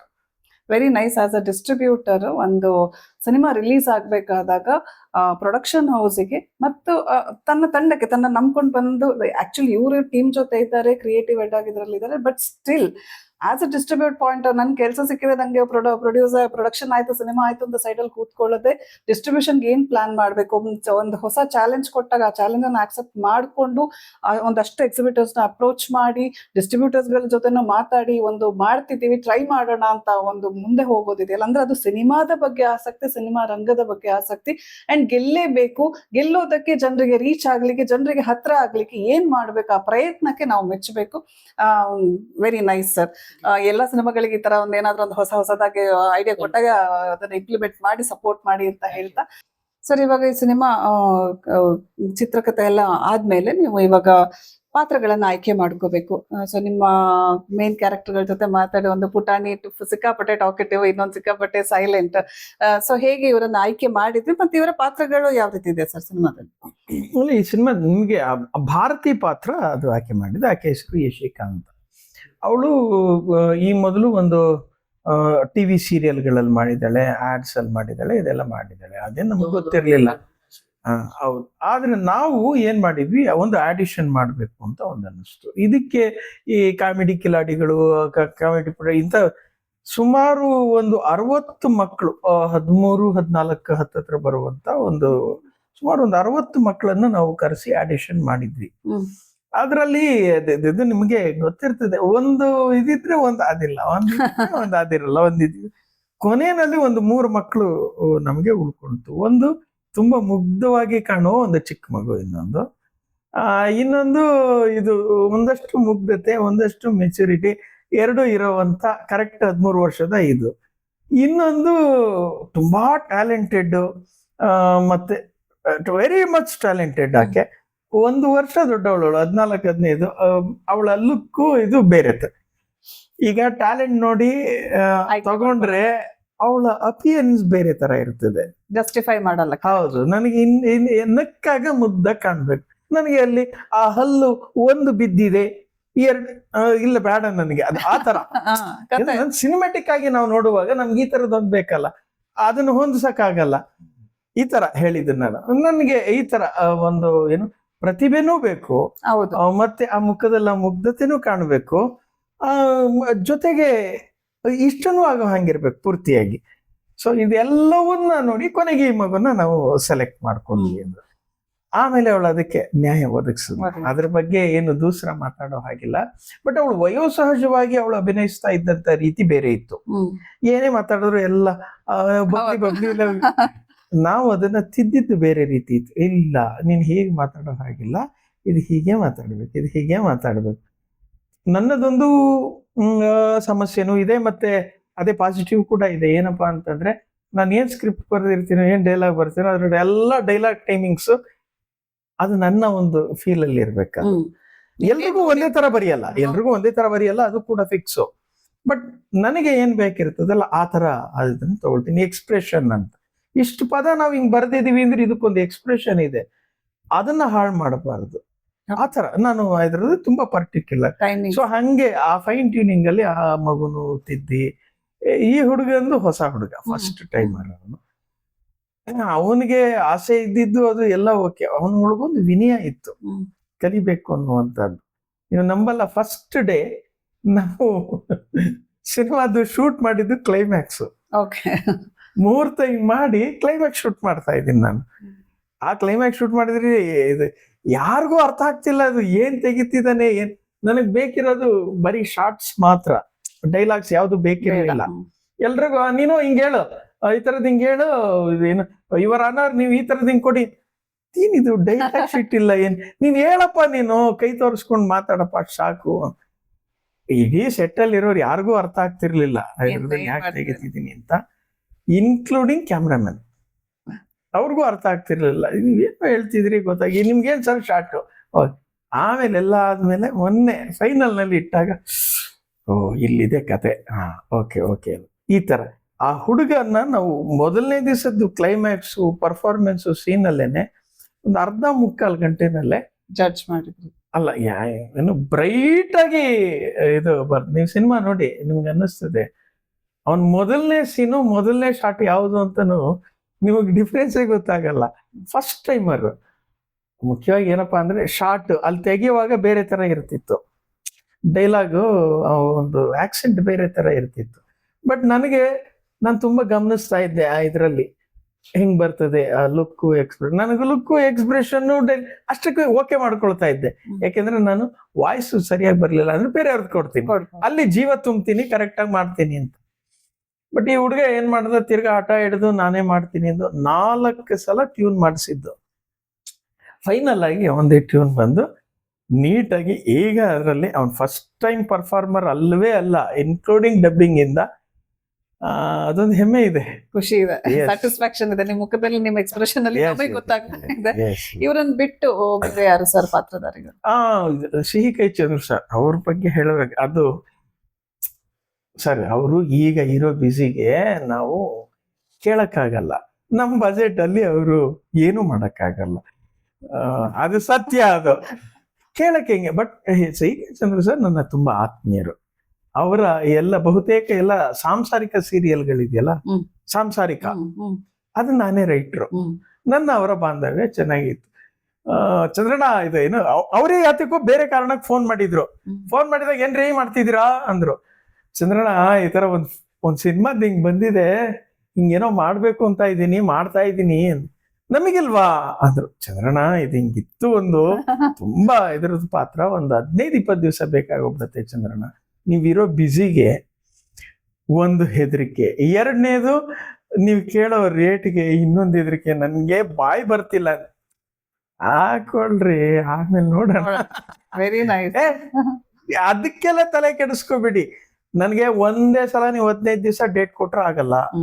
ನಾನು ಅವ್ರದ್ದೊಂದು 2 ದಿವಸ ಈ ತರ ಕೊಡ್ತೀನಿ, 3 ದಿವಸ ಗ್ಯಾಪ್ ಕೊಡಿ, 2 ದಿವಸ ಕೊಡ್ತೀನಿ, 3 ದಿವಸ ಗ್ಯಾಪ್ ಕೊಡಿ, ನಂದು ಇರತ್ತಲ್ಲ, ಮಾಡ್ಕೊಳ್ಳಿ. ದೊಡ್ಡ ಅವೆಲ್ಲ ನೋಡೋಣ ಬಿಡ್ರಿ. ಸಚೆ ಎಂತ ಗೆಸ್ಚರ್ ಅದು. ನಾನು ಅದಕ್ಕೆ ಈಗ್ಲೂ ಏನ್ ಹೇಳ್ತೀನಿ ಅಂದ್ರೆ, ಒಳ್ಳೆತನಕ್ಕೆ ಈಗ್ಲೂ ಬೆಲೆ ಇದೆ, ನಂಬಿಕೆ ಇದೆ. If you are good at things ನಿಜವಾಗ್ಲೂ ಸಪೋರ್ಟ್ ಮಾಡ್ತಾರೆ ಸರ್, ಅದ್ರ ಬಗ್ಗೆ ನನ್ಗೆ ಅನುಮಾನವೇ ಇಲ್ಲ. ಹಾಗಾಗಿ ನನ್ನ ಕ್ಯಾರೆಕ್ಟರ್ನೇ ಬದಲಾಯಿಸ್ಕೊಳ್ಳೋಕೆ ತಯಾರಿಲ್ಲ. ಇದೆಲ್ಲ ಆಗಿದ್ದು ಈ ಒಳ್ಳೆತನಗಳಿಂದಾನೆ. So why should I change myself ಯಾವ್ದೋ ಇದಕ್ಕೋಸ್ಕರ. ಸೊ ಅವ್ರು ಆ ತರ ಸಪೋರ್ಟ್ ಮಾಡಿದ್ರು. ಆಮೇಲೆ ಅಶ್ವಿನ್ ಹಾಸನ್ ಅವರು ನನಗೆ ಕೊಡ್ತಾ ಇದ್ರು. ಅವರು ನಮ್ಮ ಬರಹಗಳ ಅಭಿಮಾನಿ. ನಾನು ಆಕ್ಚುಲಿ ಒಳ್ಳೆ ಬೇರೆ ರೈತರು, ನಿಮ್ಗೆ ಗೊತ್ತಿದೆ ಅದು. ಅವರು ಫೇಸ್ಬುಕ್ ಅಲ್ಲಿ ಫಾಲೋ ಮಾಡ್ತಾ ಇದ್ರು. ನಾವು ಹಿಂಗ್ ಮಾಡ್ತಾ ಇದೀವಿ ಅಂತಿದ್ದಂಗೆ ಅವರೇ ಒಂದು ಮೆಸೇಜ್ ಹಾಕಿ, ಸರ್ ನಮ್ಗೊಂದು ಚಾನ್ಸ್ ಸಿಕ್ಕತ್ತಾ. ಅದು ಅವ್ರಿಗೇನಪ್ಪಾ ಅಂದ್ರೆ ಅವ್ರಿಗಿದ್ದಂತ ಹಸು, ಒಂದು ಬರಹಗಾರರ ಹತ್ರ ಏನು ಇಂಟೆಲಿಜೆಂಟ್ ಅನ್ನುವಂತ, ಬೇರೆ ಏನು ಸ್ಪಂದನಾತ್ಮಕವಾಗಿ ಯೋಚಿಸುವಂತಹ ವ್ಯಕ್ತಿಗಳ ಜೊತೆ ಕೆಲಸ ಮಾಡ್ಬೇಕು. ಆ ಹಸುವಲ್ಲಿ ಅವರು ಬಂದ್ರು. ಜಿ ಅವ್ರದ್ದು ಹಂಗೇನೆ. ನನಗೆ ಅಲ್ಲಿ ಅವ್ರನ್ನ ನೋಡೋದಕ್ಕೆ, ಅವರು ನೋಡಕ್ಕೆ ಅಂತಲ್ಲ, ಬೇರೆ ಇನ್ನೇನೋ ನೋಡಕ್ಕೆ ಅಂತ ಅಲ್ಲಿ ಹೋಗಿದ್ವಿ. ಜಿ ಇಲ್ಲೇ ಇದಾರಲ್ಲ, ಇವ್ರ ಫ್ರೆಂಡ್ ಜಿ ಕೇಳ್ಬೋದು ಅಂತಿದ್ರು. ಇವ್ರು ಕೇಳಿ ಇವ್ರ ಕಡೆಯಿಂದ ಓಕೆ. ಬಟ್ ಜಿಗೆ ಏನಂದ್ರೆ, ಅವ್ರಿಗೆ ನಮ್ ರಂಗಪ್ಪ ಹೋಗ್ಬಿಟ್ಟ ಸಿನಿಮಾನ ತುಂಬಾ ಸಲ ನೋಡಿದಾರೆ ಅವರು. ಅವ್ರಿಗೆ ಅದೊಂದು ಅಭಿಮಾನ. ರಂಗಪ್ಪ ಹೋಗ್ಬಿಟ್ಟ ಡೈರೆಕ್ಟ್ರು ಸರ್ ಅಂತ ತಪ್ಕೊಂಬಿಟ್ಟ. ಸಿನಿಮಾ ಮಾಡ್ತೀನಿ ಸರ್, ನೀವೇನ್ ಕೊಟ್ರು ಮಾಡ್ತೀನಿ. ಈಗ್ಲೂ ಅವ್ರದ್ದು ಅದೇ ತರದೊಂದು ಸಿನಿಮಾ ಮಾಡಿ ಅಂತ ಇದೆ. ಸೊ ಹಿಂಗೆ ಏನಾಯ್ತು, ನಮ್ಗೆ ತುಂಬಾ ಎಲ್ಲ ಒಳ್ಳೊಳ್ಳೆ ಕಲಾವಿದ್ರು. ದಿವ್ಯಾಂಚನ್ ಅದೇ ಇವನೇ ಜಿ ಈ ಕಡೆ, ಬೆನಕ ನಂಜಪ್ಪಣ್ಣ ಇವ್ರ ಕಡೆಯಿಂದ ಬಂದಂತ ಹುಡುಗಿ. ಅವಳು ಇನ್ನೊಂದು ಜೂನಿಯರ್ ಉಮಾಶ್ರೀ. ಅವಳು ನೀವು ಸಿನಿಮಾ ನೋಡ್ಬೇಕು, ಗೊತ್ತಾಗ್ತದೆ ಅದು. ತುಂಬಾ ಚೆನ್ನಾಗಿ ಮಾಡಿದ್ದಾಳೆ. ಹಾಗೆ ಇದು ಒಟ್ಟಾರೆಯಾಗಿ ಸೌಜನ್ಯ ಈ ಮಗುನ ತಾಯಿ ಕ್ಯಾರೆಕ್ಟರ್ ಮಾಡಿದ್ಲು ಫಸ್ಟ್ ಟೈಮರ್. ಓಕೆ, ನನ್ನ ಪರಿಚಯ. ನೀವು ಸಿನಿಮಾ ನೋಡಿದ್ರೆ ಅದು ಯಾರು ಫಸ್ಟ್ ಟೈಮರ್ ಅಂತ ಅನ್ಸಲ್ಲ. ಇಟ್ಸ್ ಗುಡ್, ಎಲ್ಲ ಒಂದು ಚೆನ್ನಾಗಿ ಮಾಡಿದ್ದಾರೆ. ಅದ್ರದ್ದು ನಮಗೆ ಸ್ಯಾಟಿಸ್ಫ್ಯಾಕ್ಷನ್ ಇದೆ. ನಿರ್ದೇಶಕರ ಮುಖದಲ್ಲಿ ಅವರು ಚೂಸ್ ಮಾಡ್ಕೊಂಡ ಆರ್ಟಿಸ್ಟ್ ಗಳನ್ನ ಹಾಕೊಂಡ ಹೆಮ್ಮೆ ತುಂಬಾ ಚೆನ್ನಾಗಿ ಕಾಣಿಸ್ತದೆ, ತುಂಬಾ ಖುಷಿ ಕಾಣ್ತದೆ, ಸ್ಯಾಟಿಸ್ಫ್ಯಾಕ್ಷನ್ ಕಾಣಿಸ್ತದೆ. Very nice sir.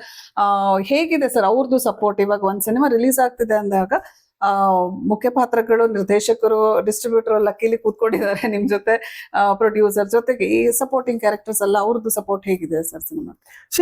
ಅಲ್ಲ, ಪ್ರತಿಯೊಬ್ಬರಿಗೂ ಅದ್ರ ಬಗ್ಗೆ ಒಂದು ಆಸೆ ಆಸಕ್ತಿ ಇದೆ, ಅದನ್ನ ಕಟ್ಟಬೇಕು, ಬೆಳೆಸ್ಬೇಕು ಅಂತ. ಈಗ ಬಟ್ ನಮ್ಗೆ ಏನಪ್ಪಾ ಅಂದ್ರೆ ಅವರವರ ಸಮಸ್ಯೆಗಳು ಇರ್ತಾವಲ್ಲ. CK ಚಂದ್ರು ಸರ್ ಅವ್ರಿಗೆ ಅವರು ತಿಂಗಳಲ್ಲಿ 35 ದಿವಸ ಶೂಟಿಂಗ್ ಮಾಡ್ತಾರೆ ಅವರು. ಅದಂತ ಇದು ಪಾಪ. ಇದ್ರ ಮಧ್ಯೆ ಅವರು ಪ್ರಾಬ್ಲಮ್ಸು ಅದೆಲ್ಲ ಅಯ್ಯೋ ಯಾಕೆ ಬೇಕು ಅಂತ ಮನೆಯಲ್ಲಿ ಬಹಳ ಹಿಂಸೆ ಆಗೋಗ್ಬಿಟ್ಟಿದ್ರೆ ಅನ್ನೋ ತರ ಇರುತ್ತೆ. ಅಷ್ಟು ಬಿಸಿ ಮಧ್ಯೆ ಅವ್ರನ್ನ ನಾವು ಬೇರೆ ಬೇರೆ ಕಾರ್ಯಗಳಿಗೆ ಕರೆಯೋದು. ಬಟ್ ಕೇಳಿದಾಗೆಲ್ಲ ಡೇಟ್ ಫಿಕ್ಸ್ ಮಾಡ್ಕೊಟ್ಟಿದಾರಲ್ಲ, ಅದ್ರ ಬಗ್ಗೆ ಒಂದ್ ದೊಡ್ಡ ಕೃತಜ್ಞತೆ. ಅಶ್ವಿನ್ ಹಾಸನ್ ಅವ್ರು ಪಾಪ ರೆಗ್ಯುಲರ್ ಆಗಿ ಬರ್ತಾ ಇದ್ರು, ಶೂಟಿಂಗ್ ಇದ್ದಾಗ ಇಲ್ಲ. ಇವರು ಆರ್ಟಿಸ್ಟ್ಗಳು ಅವ್ರದ್ದು ಶೂಟಿಂಗ್ ಇದ್ದಾಗ ಅವ್ರು ಅದನ್ನ ಅಟೆಂಡ್ ಮಾಡ್ತಾರೆ, ಇಲ್ಲ ಅಂದಾಗ ಬಂದು ಎಲ್ಲ ಇಂಟರ್ವ್ಯೂಗಳು ಅಟೆಂಡ್ ಮಾಡಿ ಅದೆಲ್ಲ ಮಾಡೇ ಮಾಡ್ತಾರೆ. ಆಮೇಲೆ ಸಿನಿಮಾ ಚೆನ್ನಾಗಿ ಬಂದಿದೆ, ಅವ್ರ ಸಿನಿಮಾ ಅವ್ರ ಪರ್ಫಾರ್ಮೆನ್ಸು, ಅದ್ರ ಬಗ್ಗೆ ದೇ ಆರ್ ಹ್ಯಾಪಿ. ಒಂದು ಡಿಫ್ರೆಂಟ್ ಆದಂತ ಪಾತ್ರಗಳಲ್ವಾ. ಸೊ ಹಾಗಾಗಿ ಪ್ರತಿಯೊಬ್ರು ಕೂಡ ಎಲ್ಲರೂ ಕೂಡ ಸಂತೋಷ. Very nice. ಈವನ್ ನಮ್ಗೇನಪ್ಪಾ ಅಂದ್ರೆ ತಾಂತ್ರಿಕ ವಿಭಾಗದಲ್ಲಿ ಕ್ಯಾಮ್ರಾ ಇದನ್ನ ಮಾಡದಂತ MB ಹಳ್ಳಿ ಕಟ್ಟಿ ತುಂಬಾ ಒಳ್ಳೆ ಕ್ಯಾಮ್ರಾಮನ್, ಅದ್ರ ಬಗ್ಗೆ ಮಾತೇ ಆಡಂಗಿಲ್ಲ. ಆ ಲೈಟಿಂಗ್ಸ್ ಇದ್ದಿದ್ರಲ್ಲಿ ಏನೇನೆಲ್ಲ ಆಟಗಳು ಆಡ್ಬೇಕು, ಒಂದ್ ಸಿನಿಮಾಕ್ಕೆ ಏನ್ ಬೇಕು ಎಲ್ಲ ಎಲ್ಲ ಅದು ಅಚ್ಚುಕಟ್ಟಾಗಿ ನಮ್ಗೆ ಇದನ್ನ ನೋಡಿದ್ರೆ ನಿಮಗೆ ಎಲ್ಲೋ ಕೋಟ್ಯಾಂತರ ರೂಪಾಯಿ ಖರ್ಚು ಮಾಡಿರೋ ಸಿನಿಮಾಗಳ ತರ ಕಾಣ್ತದೆ. Lighting pattern, colouring pattern, editing ಎಲ್ಲ ಟ್ಯಾಲೆಂಟೆಡ್, ಎಲ್ಲ ಟ್ಯಾಲೆಂಟೆಡ್ ಪೀಪಲ್. ಯಾರಿಗೂ ಕ್ರಿಯೇಟಿವ್ ಹೆಡ್ ಆಗಿ ನೀವು ಕೆಲಸ ಮಾಡಿದ್ದೀರಾ. ಸೊ ಏನೇನು ನಿಮ್ಮ ಇನ್ಪುಟ್ಸ್ ಏನಿತ್ತು ಸಿನಿಮಾ? ಎಲ್ಲಿ ಮೇಡಮ್ ಇನ್ಪುಟ್ಸ್ ಏನು ಕೊಡಂಗಿಲ್ಲ ನಾವು. ಯಾಕೋ ಅವ್ರ ಹತ್ರನೇ ಗ್ರಂಥ ಇದೆಯಲ್ಲ. ಆದ್ರೂನು ಅವ್ರು ಅಷ್ಟು ಕೊಟ್ಟಿದಾಗ ಒಂಚೂರು ರೆಕ್ಕೆ ಪುಕ್ಕ ಅಥವಾ ಅಟ್ಲೀಸ್ಟ್ ಒಗ್ಗರಣೆ ಹಾಕೋ ಕೆಲಸ ಆದ್ರ ನಾವ್ ಇಲ್ಲೇ ಸುಮ್ ಕೂತಿದೀವಿ ಅಂದ್ರೆ ಸೆಟ್ ಅಲ್ಲಿ ಎಷ್ಟು ಕಿತ್ತಾಡಿ 100% ಕಾಮನ್. ಅಂದ್ರೆ ಏನಂದ್ರೆ ಅವ್ರಿಗೆ ಸಿನಿಮಾಗೆ ಏನ್ ಬೇಕು ಅವ್ರಿಗೆ, ನಮ್ಗೆ ಬಜೆಟ್ ಏನ್ ಬೇಕು ನಮ್ಗೆ. ಸೊ ಅದು ಕಾಮನ್. ಬಟ್ ಇವತ್ತು ಕೂಡ ನಮ್ಮ ಅವರ ಬಾಂಡಿಂಗ್ ನಮ್ಗೆ ಇದೆ. ಬಟ್ ಕೆಲಸ ಮಾತ್ರ ನೀಟಾಗಿ ಆಗಿದೆ ಮೇಡಮ್. ನಮ್ಗೇನು ಅದ್ರಲ್ಲಿ ಎಂಡ್ ಥಾಟ್ಸ್ ಇಲ್ಲ. ಬಿಕಾಸ್ ನಮ್ಮ ಅಂಡರ್ಸ್ಟ್ಯಾಂಡಿಂಗ್ ನಮ್ಗೆ ಸೆಟಲ್ ಕೂಡ ನಮ್ಗೆ ಅಂಡರ್ಸ್ಟ್ಯಾಂಡಿಂಗು. ಆಮೇಲೆ ನಾವು ಯೂಶಲಿ ನಮ್ಮ ಸಿನಿಮಾಗಳು ನಾವು ಪ್ರೊಡಕ್ಷನ್ ಮ್ಯಾನೇಜರ್ಸ್ ಇದ್ದಾರೆ, ಯಾಕಂದ್ರೆ ಎಲ್ಲ ನಾವೇ ಮ್ಯಾನೇಜ್ ಮಾಡ್ತೀವಿ. ಬಿಕಾಸ್ ನಮಗೆ ನಮ್ಗೆ ಗೊತ್ತಾಗ್ಬೇಕಂತ ಅಂದ್ರೆ ಏನ್ ಕೆಲಸ ನಡೀತಿದೆ, ಎಲ್ಲಾಗ್ತದೆ, ಏನ್ ಸ್ಟೇಜ್ ಅಲ್ಲಿ ಇದೆ ಅಂತ ನಮ್ಗೆ ಗೊತ್ತಾಗ್ಬೇಕಂತ ನಾವೇ ಮಾಡ್ತೀವಿ. ಸೊ ಹಂಗಾಗಿ ನಮ್ಗೆ ನಮ್ದೇ ಟೀಮ್ ಇರೋದ್ರಿಂದ ನಾವು ತುಂಬಾ ಚೆನ್ನಾಗಾಯ್ತು. ಮುಗೀತು ಮೇಡಮ್. ಏನಂದ್ರೆ 4 ತಿಂಗಳಲ್ಲೇ ಮುಗ್ದೋಯ್ತು. ಇನ್ನ 8 ತಿಂಗಳು ನಮ್ಮ ಒಬ್ರು ಸರ್ಗೋಸ್ಕರ ಕಾಯ್ದು ಅವ್ರು ಬರ್ಲೇಬೇಕಂತ ಹಠ ಹಿಡಿದು ಮಾಡಿ ವೆಯ್ಟ್ ಮಾಡಿ ಕಡೆಗೂ ಅವ್ರು ಬಂದ್ರು. ಆ ಒಂದು ಇದ್ರಲ್ಲಿ ನಾವು ರಿಲೀಸ್ ಮಾಡ್ತೀವಿ. ಅದೇನು ಅಂದ್ರೆ ಸಂತೋಷ್ ಇದನ್ನ ಹೇಳ್ಬೇಕು. ಪಾತ್ರ ಯಾವ ಪಾತ್ರ ಅಂತ ಪಾತ್ರದ ಬಗ್ಗೆ ಹೇಳ್ಬೇಕು ಅಂದ್ರೆ ನಿಮಗೆ ಈ ಪಾತ್ರ ಹೇಳಬೇಕು. ಇದು ವೆರಿ ಇಂಟ್ರೆಸ್ಟಿಂಗ್. ನಮಗೆ ಸಿನಿಮಾ ಶೂಟಿಂಗ್ ಮಾಡ್ತಾ ಇದ್ದಾಗ ಅಲ್ಲಿ ಈ ತರದೊಂದು DC ಪಾತ್ರ ಬರ್ತದೆ. ಅಂದ್ರೆ ಈ DC ಪಾತ್ರಕ್ಕೆ ಒಂದು ಪವರ್ಫುಲ್ ಆದಂತಹ ಒಂದು ಸೆಲೆಬ್ರಿಟಿ ಇರ್ಬೋದು ಅಥವಾ ಯಾರಾದ್ರೂ ಒಬ್ರು ಇಂಥ ವ್ಯಕ್ತಿ ಬಂದ್ರೆ ಆ ಪಾತ್ರಕ್ಕೊಂದು ಘನತೆ ಬರ್ತದೆ, ತೂಕ ಬರ್ತದೆ ಅಂತ ನನ್ನ ಅನಿಸಿಕೆ. ಅದಿನ್ನೂ ಸೆಲೆಕ್ಟ್ ಆಗಿರ್ಲಿಲ್ಲ ನಮ್ಗೆ. ಮಾಡ್ತಾ ಮಾಡಿದ್ರೆ 2 ಶೆಡ್ಯೂಲ್ ಮುಗೀತು. 2 ಶೆಡ್ಯೂಲ್ ಮುಗಿದು ಈಗ ಯಾರು ಇದಕ್ಕೆ ಎನ್ನುವಾಗ ನಾನು ಅವಾಗಿಂದ ಏನ್ ಹೇಳ್ತಿದ್ದೆ, ಸಂತೋಷ್ ಲಾಡ್ ಅವ್ರು ಕೇಳೋಣ ಅಥವಾ ಬೇರೆ ಇನ್ನೊಂದಿಬ್ರು ಇದಾರೆ ಅದರದ್ದೆಲ್ಲ ಈ ತರದ್ದು.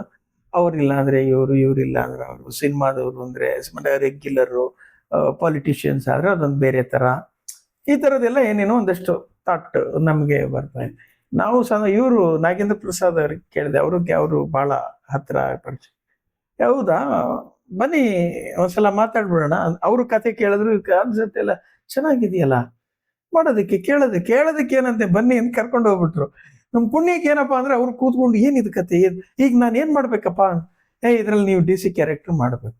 ಅಯ್ಯೋ ಶಿವನೇ, ಏನ್ ಹೇಳ್ತಿ ಮಾರಾಯ, ಗೊತ್ತಿರ್ಲಿ ಸಂತೋಷ್ ಲಾಡ್ ಅವರು ಎಂತ ದೊಡ್ಡ ಸಿನಿಮಾಗಳ ನಿರ್ಮಾಪಕರು ಅವ್ರು ಹೋಗಿ ನಮ್ ಚಿಕ್ಕ ಸಿನಿಮಾಗೆ ನಾನು ಆಕ್ಟಿಂಗ್ ಮಾಡೋದು, ನನ್ನ ಸಿನಿಮಾದಲ್ಲಿ ಮಾಡಿಲ್ಲ ಅದ್ರ ನನ್ನ ಕೈಲಾಗಲ್ಲ. ಇಲ್ಲ ನೋಡಿ, ಯಾತಿಗೆ ಮಾಡ್ಬೇಕಪ್ಪ ಅಂದ್ರೆ ಕನ್ನಡದ ಕುರಿತು, ಮಕ್ಕಳುಗಳ ಇದ್ರದ ಕುರಿತು ಈ ತರ ಹೀಗೆ ಮಾಡಿರೋದು. ನಮ್ಮ ಉದ್ದೇಶ ಕನ್ನಡವನ್ನ ಬೆಳವಣಿಗೆ. ನಿಮಗೆ ಆ ಪಾರ್ಟು ಇನ್ನೂ ನಾನು ಹೇಳಿಲ್ಲ, ಯಾಕೆ ಈ ಸಿನಿಮಾನ ಪ್ರತಿಯೊಬ್ರು ನೋಡ್ಬೇಕು ಅನ್ನುವಂಥದ್ದು ಅದೊಂದು ತುಂಬಾ ಇಂಪಾರ್ಟೆಂಟ್ ಆದಂತ ಪಾರ್ಟ್. ಅದು ಥಾಟ್ಫುಲ್ ಆಗಿರೋದು, ಇದು ಮಜಾ ಇರೋದು. ಇದು ಇಲ್ಲಿ ಅವ್ರಿಗೆ ಆಮೇಲೆ ಕೊನೆಗೆಲ್ಲ ಕೇಳಿದ್ರಲ್ಲ ಅವರು, ಚರ್ಚೆ ಮಾಡಿ ಆಯ್ತಪ್ಪ ನೀನ್ ಹೇಳಿದ್ಮೇಲೆ ನಾನು ಮಾಡ್ತೀನಿ ಅಂತಂದ್ರು. ಮಾರನೇ ದಿವಸ ಪ್ರೆಸ್ ಮೀಟ್ ಇತ್ತು ನಮ್ದು, ಟೀಸರ್ ರಿಲೀಸು. ಫಸ್ಟ್ ಅದಕ್ಕೂ ಬನ್ನಿ ಅಂದ್ರು. ಆಯ್ತು ಬರ್ತೀನಿ ಅಂದ್ರು. ನಮ್ಗೆ ಎಂತ ತಮಾಷೆ ಅಂದ್ರೆ ನಾನು ಯಾರಿಗೂ ಮೆಸೇಜ್ ಕೂಡ ಮಾಡಿರ್ಲಿಲ್ಲ. ಯಾಕೆ ಅಂದ್ರೆ ಬರ್ತಾರೋ ಇಲ್ವೋ ನಮ್ಗೆ ಎಂತ ಡೌಟು, ಹಿಂಸೆ. ನೋಡಿದ್ರೆ ಮಾರನೇ ದಿವಸ ಬಂದ್ರು, ಪ್ರೆಸ್ ಅಲ್ಲಿ ಅವರೇ ನೀಟಾಗಿ ಅನೌನ್ಸ್ ಮಾಡಿದ್ರು, ನಾನು ಈ ಸಿನಿಮಾ ಮಾಡ್ತಾ ಇದ್ದೀನಿ. ಯಾಕೆಂದ್ರೆ ತುಂಬಾ ಹೆಮ್ಮೆ ಅನ್ನಿಸ್ತದೆ, ಪ್ರೀತಿ ಅನ್ನಿಸ್ತದೆ ಈ ಮಗು ಎಲ್ಲ ಅನೌನ್ಸ್ ಮಾಡಿದ್ರು. ಅಲ್ಲಿಂದ ಶುರುವಾಯ್ತು ನಮ್ಗೆ ಕತೆ. 8 ತಿಂಗಳು 10 ತಿಂಗಳು ಅವ್ರ ಡೇಟ್ ಸಿಗ್ಲೇ ಇಲ್ಲ. ಈಗ ಮಾಡೋಣ, ಈಗ ಮಾಡೋಣ, ಆಗ ಮಾಡೋಣ. ಈಗ ತುಂಬಾ ಎಲ್ಲ ಫುಲ್ ಅಪ್ಸೆಟ್ ಆಗಿ ಇದ್ರದ್ದಾಗಿ ಅದ್ರ ಏನ್ ಮಾಡ್ಬೇಕು ಗೊತ್ತಾಗ್ತಿಲ್ಲ. ಬಟ್ ಅವ್ರು ತುಂಬಾ ಕೊನೆಗೆ- ಟ್ರೈ ಮಾಡಿದ್ರು dates ಕೊಡೋದಕ್ಕೆ. ಇಲ್ಲ ಅವ್ರು ಆಮೇಲೆ dates ಕೊಟ್ಟಾಗೆಲ್ಲ ಏನೋ ಆಗ್ಬಿಡ್ತು. ಆಮೇಲೆ ಇನ್ನೊಂದು ಆದಾಗೆಲ್ಲ ಅವ್ರು ಜಮ್ಮು ಎಲ್ಲ ಹೋದ್ರಲ್ಲ, ಹೌದು. ಆ ಟೈಮ್ ನಮ್ಗೆ ಡೇಟ್ ಸಿಗ್ತಾ ನಮ್ಗೆ ಇನ್ನೊಂದು ಏನಾಯ್ತು, ಆಮೇಲೆ ಹೇಳಿದ್ರು ಅವರು, ದಯವಿಟ್ಟು ನಾವು ಬಿಡ್ಲಿಲ್ಲ. ಕೊನೆಗೆ ಏನ್ ಮಾಡಿದ್ವಿ, ಇದ್ರಲ್ಲಿ ಇನ್ನೊಂದು ಮುಖ್ಯಮಂತ್ರಿ ಪಾತ್ರ ಅಂತ ಒಂದ್ ಬರ್ತದೆ ಕೊನೆಯಲ್ಲಿ. ನಾವೇನ್ ಅನ್ಕೊಂಡಿದ್ವಿ, ಸಪೋಸ್ ಇದು DC ಕ್ಯಾರೆಕ್ಟರ್ ಹಿಂಗ್ ಮಾಡ್ತಂದ್ರೆ ಈ ಮಗುನ ಮುಖ್ಯಮಂತ್ರಿ ಹತ್ರ ಡೈರೆಕ್ಟ್ ಆಗಿ ಕರ್ಕೊಂಡೋಗಿ, ನೋಡಿ ಈ ಮಗು ಇಂಥ ಸಾಧನೆ ಮಾಡಿದೆ, ನೀವು ಇದಕ್ಕೆ ಸನ್ಮಾನ ಮಾಡಿ, ಈ ಇದ್ರದ್ದು ಒಂದು ಸ್ಫೂರ್ತಿ ಆಗ್ಬೇಕು ಅಂತ ಅವ್ರು ಹೇಳ್ತಾರೆ. ಈ ತರದೊಂದು ಕಲ್ಪನೆ ಇತ್ತು ನಮ್ಗೆ. ಇವ್ರು ಇದು ಸಿಗ್ಲಿಲ್ವಲ್ಲ ಸರ್, ಆ ಪಾತ್ರ ನೀವು ಮಾಡ್ಬೇಕು ಅಂತ. ಅಯ್ಯೋ ಶಿವನೇ, ಇಲ್ಲೂ ಬಿಡಲ್ವಲ್ರೇ. ಆಯ್ತಪ್ಪ ಒಂದ್ ದಿವ್ಸ ಅಲ್ವಾ, ಆಯ್ತು ಮಾಡ್ಕೊಳ್ರಪ್ಪ ಅಂದ್ರು. ಮೊನ್ನೆ ಅವರನ್ನು ಶೂಟ್ ಮಾಡಿ, ಈಗ 5 ದಿವಸ ಒಂದ್ ವಾರದ ಹಿಂದೆ ಅವರನ್ನು ಶೂಟ್ ಮಾಡಿದ್ವಿ. ಅವ್ರನ್ನ ಮುಖ್ಯಮಂತ್ರಿ ಪಾತ್ರಕ್ಕೆ ತಂದು ಅವಾಗ ಅವರು ಹೇಳಿದ್ರು, ದಯವಿಟ್ಟು ಕ್ಷಮಿಸ್ಬಿಟ್ರಪ್ಪ, ನಾನು ತುಂಬಾ ನೋವು ಕೊಟ್ಬಿಟ್ಟೆ, ತುಂಬಾ ಕಾಟ ಕೊಟ್ಬಿಟ್ಟೆ, ನಿಮ್ಗೆ ಸಮಸ್ಯೆಗಳಾಯ್ತು, ನಮ್ಗೆ ಹೆದರಿಕೆ, ಅದು ಆಗಲ್ಲ. ಅಯ್ಯೋ. ಹೌದು, ಕ್ಯಾಮ್ರಾ ಇವು ಸುಳ್ಳಲ್ಲ, ಅದು ಬಹಳ ಕಷ್ಟ. ಕ್ಯಾಮ್ರಾ ಎದುರಿಗೆ ಫೇಸ್ ಮಾಡೋದು, ಮಾತಾಡೋದು ನಮಗ್ ಆಗತ್ತಿಲ್ಲ, ನೀವು ಬಿಡ್ತಿಲ್ಲ, ನಮ್ಗೆ ಆಗಲ್ಲ ಅಂತ ಹೇಳ್ಬಾರ್ದು, ನೀವು ಅರ್ಥ ಮಾಡ್ಕೊಳ್ತಿಲ್ಲ. ಬಟ್ ತುಂಬಾ ತೊಂದರೆ ಕೊಟ್ಟೆ, ಕ್ಷಮಿಸ್ಬಿಡಪ್ಪ. ನಮ್ಗೆ ಅಂದಿದೆ, ಎಂತ ದೊಡ್ಡ ವ್ಯಕ್ತಿತ್ವ, ದೊಡ್ಡ ಮನುಷ್ಯ ಅವರು. ಅಯ್ಯೋ ನೀವು ಹಂಗೆಲ್ಲ ಅಲ್ಲ ಸರ್, ನಮ್ಮಿಂದ ನಿಮ್ಗೆ ಸಾಕಷ್ಟು ನಾವು ತೊಂದರೆ ಕೊಟ್ಟು ಹಿಂಗೆಲ್ಲ ಮಾಡಿಸಿದೀವಿ, ಉದ್ದೇಶ ಒಳ್ಳೇದಿದೆ, ಇದಕ್ಕಿನ್ನೂ ಏನೇನ್ ಮಾಡ್ಬೇಕು ಅನ್ನೋದನ್ನ ನಮಗೆ ನೀವು ಹೇಳಿ ಅಂತ ಹೇಳಿದ್ವಿ. ಈಗಲೂ ನಮ್ಗೆ ಅದೊಂದು ಹೋಪ್ ಏನಿದೆಯಪ್ಪ ಅಂದ್ರೆ, ನಮ್ ಸಿನಿಮಾ ಚೆನ್ನಾಗಿದೆ ಅಂತ ನಾವು ಭಾವಿಸಿದೀವಿ. ಈಗ ಅದ್ರ ಬಗ್ಗೆ ಹೇಳ್ತಾನೆ ಇದೀವಿ, ಹೇಳ್ಕೊಳ್ತಾ ಇದೀವಿ. ಒಂದು ಅಳುಕು ಯಾವ ದೃಷ್ಟಿಯಿಂದ ಯಾರಿಗೆ ಎಲ್ಲಿ ಏನು ಅದು ಕಾಣ್ತದೋ ಗೊತ್ತಿಲ್ಲ. ನಮ್ಮ ಮಗು ನಮ್ಗೆ ಚಂದನೆ ಅಲ್ವಾ, ನಾವ್ ಅದನ್ನ ಪ್ರೀತಿಸ್ಲೇಬೇಕು, ಅದು ಬೇರೆ ವಿಷಯ. ಆದ್ರೆ ಇದು ಯಾರಿಗೆ ಎಲ್ಲಿ ಕಾಣುತ್ತೋ ಏನೋ, ಸೌಂದರ್ಯದ ಮೀಮಾಂಸೆ ಬೇರೆ. ಅದು ಎಲ್ಲಿ ಒದ್ದಾಟ. ನಮಗೊಂದು ಪಾಸಿಟಿವ್ ಬಂತು ಅಂದ್ರೆ ನಾವ್ ಇದನ್ನ ಅವ್ರಿಗೂ ಕೂಡ ತೋರಿಸ್ಬೇಕು. ಸರ್ ಏನ್ ಮಾಡ್ಬೋದು ಸರ್, ನಮ್ಮ ಉದ್ದೇಶ ಮಾಡ್ರಪ್ಪ, ಮೊದ್ಲು ಸಿನಿಮಾ ತೋರಿಸ್ರಪ್ಪ ನೀವು. ಚೆನ್ನಾಗಿತ್ತಂದ್ರೆ ಅದನ್ನ ಮುಖ್ಯಮಂತ್ರಿಗಳಿಗೂ ತೋರ್ಸೋಣ, ಕರ್ನಾಟಕಕ್ಕೆ ತೋರ್ಸಕ್ ಏನೇನ್ ಬೇಕೆಲ್ಲ ಮಾಡೋಣ. ಮೊದ್ಲು ಸಿನಿಮಾ ಚೆನ್ನಾಗಿ ಮಾಡಿದಿರಾ ಇಲ್ವಾ, ಅಂದ್ರು. ಆಯ್ತು ಸರ್ ತೋರಿಸ್ತೀವಿ ಅಂದಿದೀವಿ. ಅವ್ರಿಗೆ ಇನ್ನೂ ತೋರ್ಸಕ್ ಆಗಿಲ್ಲ ನಮ್ಗೆ. ಈಗ ರಿಲೀಸ್ ಅದಕ್ ಮುಂಚೆ ಅವರನ್ನು ಇಟ್ಕೊಂಡು ಎಲ್ಲ ಒಂದು ಪ್ರೀಮಿಯರ್ ಶೋ ಅದು ಎಲ್ಲ ಮಾಡಿದ್ರೆ ಖಂಡಿತವಾಗಿ ನಮಗೆ ಸರ್ಕಾರದ ಕಡೆಯಿಂದ ಇರ್ಬೋದು, ಮತ್ತೆ ಇವ್ರಗಳ ಕಡೆಯಿಂದ ಆಗ್ಬೋದು, ಒಂದು ಒಳ್ಳೆ ಬೆಂಬಲ ಬರಬಹುದು ಅನ್ನುವಂಥದ್ದು ಅಂದಾಜಿದೆ. ಇದಿಷ್ಟು ಸಂತೋಷ್ ಲಾಡ್ ಅವರ ಅವ್ರನ್ನ DC ಪಾತ್ರಕ್ಕೆ ಕರೆದ್ರೆ ಅವರು ಮುಖ್ಯಮಂತ್ರಿ ಆದ್ರೆ ಇದು ಕೊಟ್ರಿ, DCR ನ ಮಾಡಿ.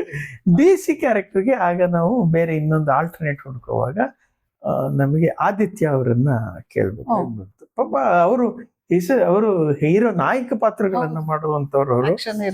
ಅವರು ನಮ್ಮ ಸ್ನೇಹಿತರ ಒಬ್ಬರ ಒಂದು ಮನವಿ ಮೇರೆಗೆ, ಅರೆ ಹೌದಾ, ಈ ಚಿಕ್ಕದು ಒಂದು 3 ದಿನ, ಹೌದಾ ಯಾಕೆ ಮಾಡಬಾರ್ದು, ಇಲ್ಲ ಇದು ಕತೆ ಚೆನ್ನಾಗಿದೆ, ಹಾಗಿದೆ ಇದೆ, ಹೌದಾ ಸರಿ ಮಾಡ್ತೇನೆ ಅಂತ ಹೇಳಿ ಅವರು ಕೂಡ ಬಂದು, ನೀವು ಸಿನಿಮಾ ನೋಡ್ಬೇಕು, ತುಂಬಾ ಚೆನ್ನಾಗಿದೆ, ಇದು ಪರ್ಫಾರ್ಮೆನ್ಸ್ ತುಂಬಾ ಪಾಸಿಟಿವ್ ಆಗಿದೆ, ನಾವು ಅದನ್ನ ಬೇರೆ ಬೇರೆ ಲಿಮಿಟ್ಗಳಲ್ಲಿ ಏನೇ ಮಾಡಿದ್ರು ಕೂಡ ತುಂಬಾ ಚೆನ್ನಾಗಿ ಬಂದಿದೆ, we are happy with that.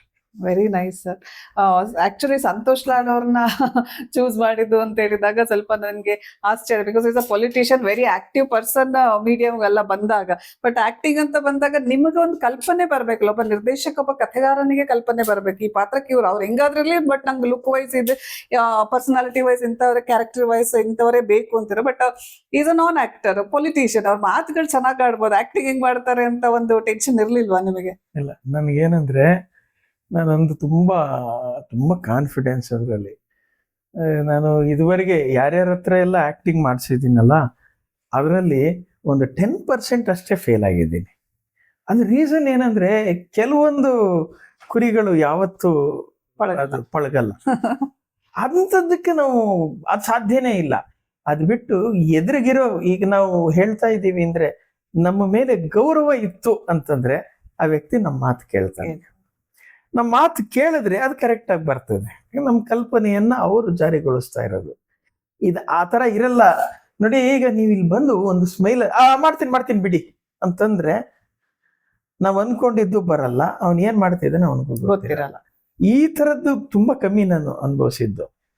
But ಒಂಚೂರು ಅವ್ರು ಹಿಂಗ್ ಕೊಟ್ಬಿಡ್ತಾರೆ ಅಂದ್ರೆ ಎಕ್ಸ್ಪ್ರೆಷನ್, ಬಾಡಿ ಲ್ಯಾಂಗ್ವೇಜ್ ಎಲ್ಲದ್ರಿಂದ ನೀಟಾಗಿ ತಗೊಂಡ್ಬಿಡ್ತೀನಿ. ಯಾರಿಗೂ ಅದಕ್ಕೆ ಹೇಳಿದ್ದು ಫಸ್ಟ್ ಟೈಮರ್ ಅಂತ ಯಾರಿಗೂ ಅನ್ಸಂಗಿರಲ್ಲ. ಆ ತರ ನೀಟಾಗಿ ಅದೊಂದಿದೆ, ಅದಕ್ಕೆ ಏನೋ ಒಂದು ಟೆಕ್ನಿಕ್ ಇದೆ, ಅವೆಲ್ಲ ಆಮೇಲೆ ಮಾತಾಡ್ಬೋದು. Secret formula. ಹೌದೌದು, ಅದು ನನಗೆ ಕಾನ್ಫಿಡೆನ್ಸ್ ಇದ್ದಿದ್ದು, ಮಾಡ್ತೀನಿ ಅಂತ. Very nice sir. ಇವ್ರೊಂದು ಹೇಳಿದ್ರು ಹೆಂಗ್ ತಗೋಬೇಕು ಅಂತ ನನಗೆ ಗೊತ್ತಿದೆ ಅಂತ.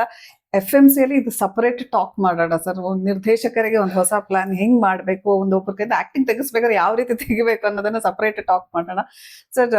ಯಾವ್ಯಾವ ಲೊಕೇಶನ್ ಎಲ್ಲೆಲ್ಲ ಶೂಟ್ ಮಾಡಿದಿರಿ ಸರ್? ನೀವು ಥ್ರೂ ಔಟ್ ಶೂಟ್ ಇವ್ರ ಜೊತೆ ಇದ್ರ? ಸೊ ಎಲ್ಲೆಲ್ಲಿ ಶೂಟ್ ಮಾಡಿದ್ರಿ? ಮಳವಳ್ಳಿ, ಉಳಿಗೆರೆಪುರ ಮೇನ್, ಅಲ್ಲಿ ಪಕ್ಕದಲ್ಲಿ ಉಪ್ಪಾರ ದೊಡ್ಡಿ ಅಂತ ಇತ್ತು. ಉಳಿಗೆರೆಪುರ, ಉಪ್ಪಾರ ದೊಡ್ಡಿ, KM ದೊಡ್ಡಿ, ಮಳವಳ್ಳಿ ಮತ್ತೆ ಮಂಡ್ಯ, ಇಷ್ಟು ಕಡೆ ನೋಡ್ತಾರೆ. Okay. So language general Kannada ಅಥವಾ ಯಾವ್ದಾದ್ರು ಸ್ಲ್ಯಾಂಗ್ ಅನ್ನ ಬಳಸಿ? ಜನರಲ್ ಕನ್ನಡ ಮತ್ತೆ ಮಂಡ್ಯದ ಹಳ್ಳಿಯ ಮದ್ದೂರು ಇದ್ರದ್ದು ಅದು ಭಾಷೆ. ಒಳ್ಳೆ ಬ್ಯೂಟಿಫುಲ್ ಲೊಕೇಶನ್ಸ್, ಬ್ಯೂಟಿಫುಲ್. ಆ ಊರಲ್ಲಿ ಯಾರ ಮನೆಗ್ ಬೇಕಾದ್ರೂ ನಾವು ಆರಾಮಾಗಿ ಹೋಗಿ ಬಂದಿ ಸಪೋರ್ಟ್ ಮಾಡಿದ್ರು ಅಂದ್ರೆ ಮಾತ್ರ ಊರಿಗೂ ತುಂಬಾ ಸಪೋರ್ಟ್ ಮಾಡಿದ್ರು. ಬೇರೆಯವರಾಗಿದ್ರೆ ನಾವು ಸಿನಿಮಾದವರು ಗೊತ್ತಲ್ಲ, ಮನೆ ಒಳಗಡೆ ಹೋದ್ರೆ ಎಲ್ಲ ನಮ್ದೇ ಐಟಮ್ಸ್. ಅಂತದ್ರಲ್ಲಿ ಅವ್ರು ಎಷ್ಟು ಸಖತ್ತು ಸಪೋರ್ಟ್ ಮಾಡಿದ್ರು. ನಾವ್ ರಾತ್ರಿ ಎಲ್ಲ ಶೂಟಿಂಗ್ ಮಾಡ್ತಿದ್ರೆ ಪಾಪ ಕಾಯ್ಕೊಂಡು ಆಯ್ತಾ. ಸೊ ಅಂದ್ರೆ ಸಿನಿಮಾ ಅಂದ್ರೆ ನಮ್ಮ ಕನ್ನಡ ಜನರಿಗೆ ಅಷ್ಟು ಪ್ರೀತಿ ಇದೆ. ಆ ಸಿನಿಮಾ ಶೂಟಿಂಗ್ ಗೆ ಬರ್ತೀವಿ ಅಂತ ಹೇಳಿದ್ರೆ ಪಾಪ ಕರೆದು ಅವ್ರ ಮನೆಯಲ್ಲೇ ಜಾಗ ಕೊಟ್ಟು ಊಟ, ಊರವರೆಲ್ಲ ಸೇರ್ಕೊಂಡು ಊಟ ಗಿಡ ಬಳಸಿದಂತ ಎಕ್ಸಾಂಪಲ್ ಗಳನ್ನ ನಾವು ಕೇಳಿದೀವಿ. ಅಂತವ್ರಿಗೆ ಒಳ್ಳೆ ಸಿನಿಮಾ ಕೊಟ್ರೆ ಯಾಕೆ ಬಂದು ಥಿಯೇಟರ್ ಅಲ್ಲಿ ನೋಡಲ್ಲ? ಅಂಡ್ ಇಂಥ ಡಿಸ್ಟ್ರಿಬ್ಯೂಟರ್ ಗಳು ಇದ್ದುಕೊಂಡು ಇಂಥ ಟೀಮ್ ಒಂದು ಹೊಸ ಏನೋ ಅನ್ನೆಸೆಸರಿ ಗಿಮಿಕ್ ಮಾಡದೆ ಅವರ ಕೈಗೆಟಕೋ ದರದಲ್ಲಿ ಟಿಕೆಟ್ ಕೊಡೋಣ ಅಂತ ಹೇಳಿದ್ರೆ ಯಾಕೆ ಬರಲ್ಲ ಅಲ್ವಾ? ಬಂದೇ ಬರ್ತಾರೆ. ಸಿನಿಮಾ ಚೆನ್ನಾಗಿ ಕೊಡ್ಬೇಕಷ್ಟೇ. ನಾವ್ ಏನ್ ಹೇಳ್ತಿದ್ದೀವಿ ಅದನ್ನ ಸ್ಕ್ರೀನ್ ಮೇಲೆ ಕೊಟ್ಟು ಬಿಟ್ರೆ ಅವರೇ ಎತ್ಕೊಂಡೋಗಿ ಹೆಂಗ್ ಮರೆಸ್ಬೇಕು ಹಂಗ್ ಮರೆಸ್ಬಿಡ್ತಾರೆ ಅನ್ನೋದಕ್ಕೆ ತುಂಬಾ ಎಕ್ಸಾಂಪಲ್ಗಳು ಇತ್ತೀಚಿನ ದಿನಗಳಲ್ಲಿ ನಾವು ನೋಡಿದೀವಿ. ಸರ್, ಎಷ್ಟು ಸಾಂಗ್ಗಳಿದೆ ಈ ಚಿತ್ರಕ್ಕೆ? ಕತೆ, ಚಿತ್ರಕಥೆ, ಸಂಭಾಷಣೆ, ಸಾಹಿತ್ಯ, ಸಂಗೀತ, ನಿರ್ದೇಶನ, ಇಷ್ಟು ವಿಭಾಗ ನನ್ನದು. ಹೌದು, ನೀವು ಬರಹಗಾರರು, ಲಿರಿಕ್ ರೈಟರ್ ಅಂತಾನು ಬರೀತೀವಿ, ಗೊತ್ತಿತ್ತು. ಈ ಮ್ಯೂಸಿಕ್ ಅನ್ನೋದಿದೆಯಲ್ಲ, ಈ ಮ್ಯೂಸಿಕ್ ಅನ್ನೋದೊಂದು ಬೇರೆನೇ ಆದಂತ ಒಂದು ಲೋಕ. ಇದು ನಿನ್ಗೇನ್ ಸಂಗೀತ ಬರತ್ತಾ ಅಂತ ಕೇಳ್ತಾರೆ. ನಾನು ಹಂಸಲೇಖ ಅವ್ರ ಜೊತೆ ಸುಮಾರು ಒಂದು 6 ವರ್ಷ ಸತತವಾದ ಒಡನಾಟ ಇದ್ದೆ. ಅವರು ನನ್ನ ಕ್ಲಾಸ್ಮೇಟು, MA ಕ್ಲಾಸ್ಮೇಟು ಅವರು. ಸೂಪರ್. ಅಂದ್ರೆ ನಾವು ಅವ್ರ ಹತ್ರ ಬರೆಯಕ್ಕೆ, ಇದು ಸೀರಿಯಲ್ ಬರೆಯಕ್ಕೆ ಅಂತ ಹೋಗಿದ್ದು. ಆವಾಗ ಅವ್ರು MA ಕಟ್ಟಬೇಕಾಗಿ ಬಂತು. ಅದೆಲ್ಲ ಬೇರೆ ತರ ಇದೆ ಇದು. ಸೊ ಇದರಲ್ಲಿ ನಾನು MA ಕಟ್ಟಿದ್ದೆ. ಇಬ್ರು ಕ್ಲಾಸ್ಮೇಟ್ಸ್ ಆಗೋಗ್ಬಿಟ್ಟು ಅದು ಓಕೆ. ಆ ಥರದೊಂದು ಅಲ್ಲಿಂದ ಸುಮಾರು ಒಂದು 6 ವರ್ಷ ನಾನು ಅವ್ರ ಜೊತೆ ಒಂದು ಒಡನಾಟ ಇತ್ತು. ತುಂಬಾ ಒಳ್ಳೆಯ ಒಡನಾಟ. ಆ ಟೈಮಲ್ಲಿ ನಮ್ಮ ಜೊತೆ ಬಹಳ ಚರ್ಚೆ ಆಗೋದು ಸಂಗೀತ ನಿರ್ದೇಶನಕ್ಕೆ ಬೇಕಾಗಿರೋದೇನು ಅನ್ನುವಂಥದ್ದು. ನಾನು ಅದನ್ನ ಅಲ್ಲಿ ಒಂದು ಇದನ್ನ, ಮುಖ್ಯವಾಗಿ ಸಂಗೀತ ಅನ್ನೋದು ಒಂದು ಭಾವದ ಎಕ್ಸ್ಪ್ರೆಷನ್. ಅದಕ್ಕೆ ನೀವು ಸಂಗೀತ ಕಲ್ತಿರ್ಬೇಕು ಅಂತಿಲ್ಲ. ನಿಮ್ಮ ಭಾವ ಚೆನ್ನಾಗಿತ್ತಂದ್ರೆ ಆ ಭಾವವೇ ರಾಗವಾಗಿ ಬರ್ತದೆ. ನಮಗೆ ಸಾಹಿತ್ಯ ಕೂಡ ಚೆನ್ನಾಗಿರೋದ್ರಿಂದ ಎರಡು ಹೊಂದಕ್ಕೊಂದು. ಅದನ್ನೇ ಅವ್ರು ಹೇಳ್ತಾ ಇದ್ದಿದ್ದು, ಅದಿರ್ಬೇಕನೋ. ಅದಿಲ್ಲಂದ್ರೆ ಮ್ಯೂಸಿಷಿಯನ್ಸ್ಗಳಿಗೆ ಏನಾಗ್ತದೆ, ಮ್ಯೂಸಿಕ್ ಇರ್ತದೆ ಆದ್ರೆ ಲೈಫ್ ಇರಲ್ಲ. ಅದರೊಳಗೆ ನೋಟ್ಗಳಿರುತ್ತೆ, ಫೀಲಿಂಗ್ಸ್ ಇರಲ್ಲ.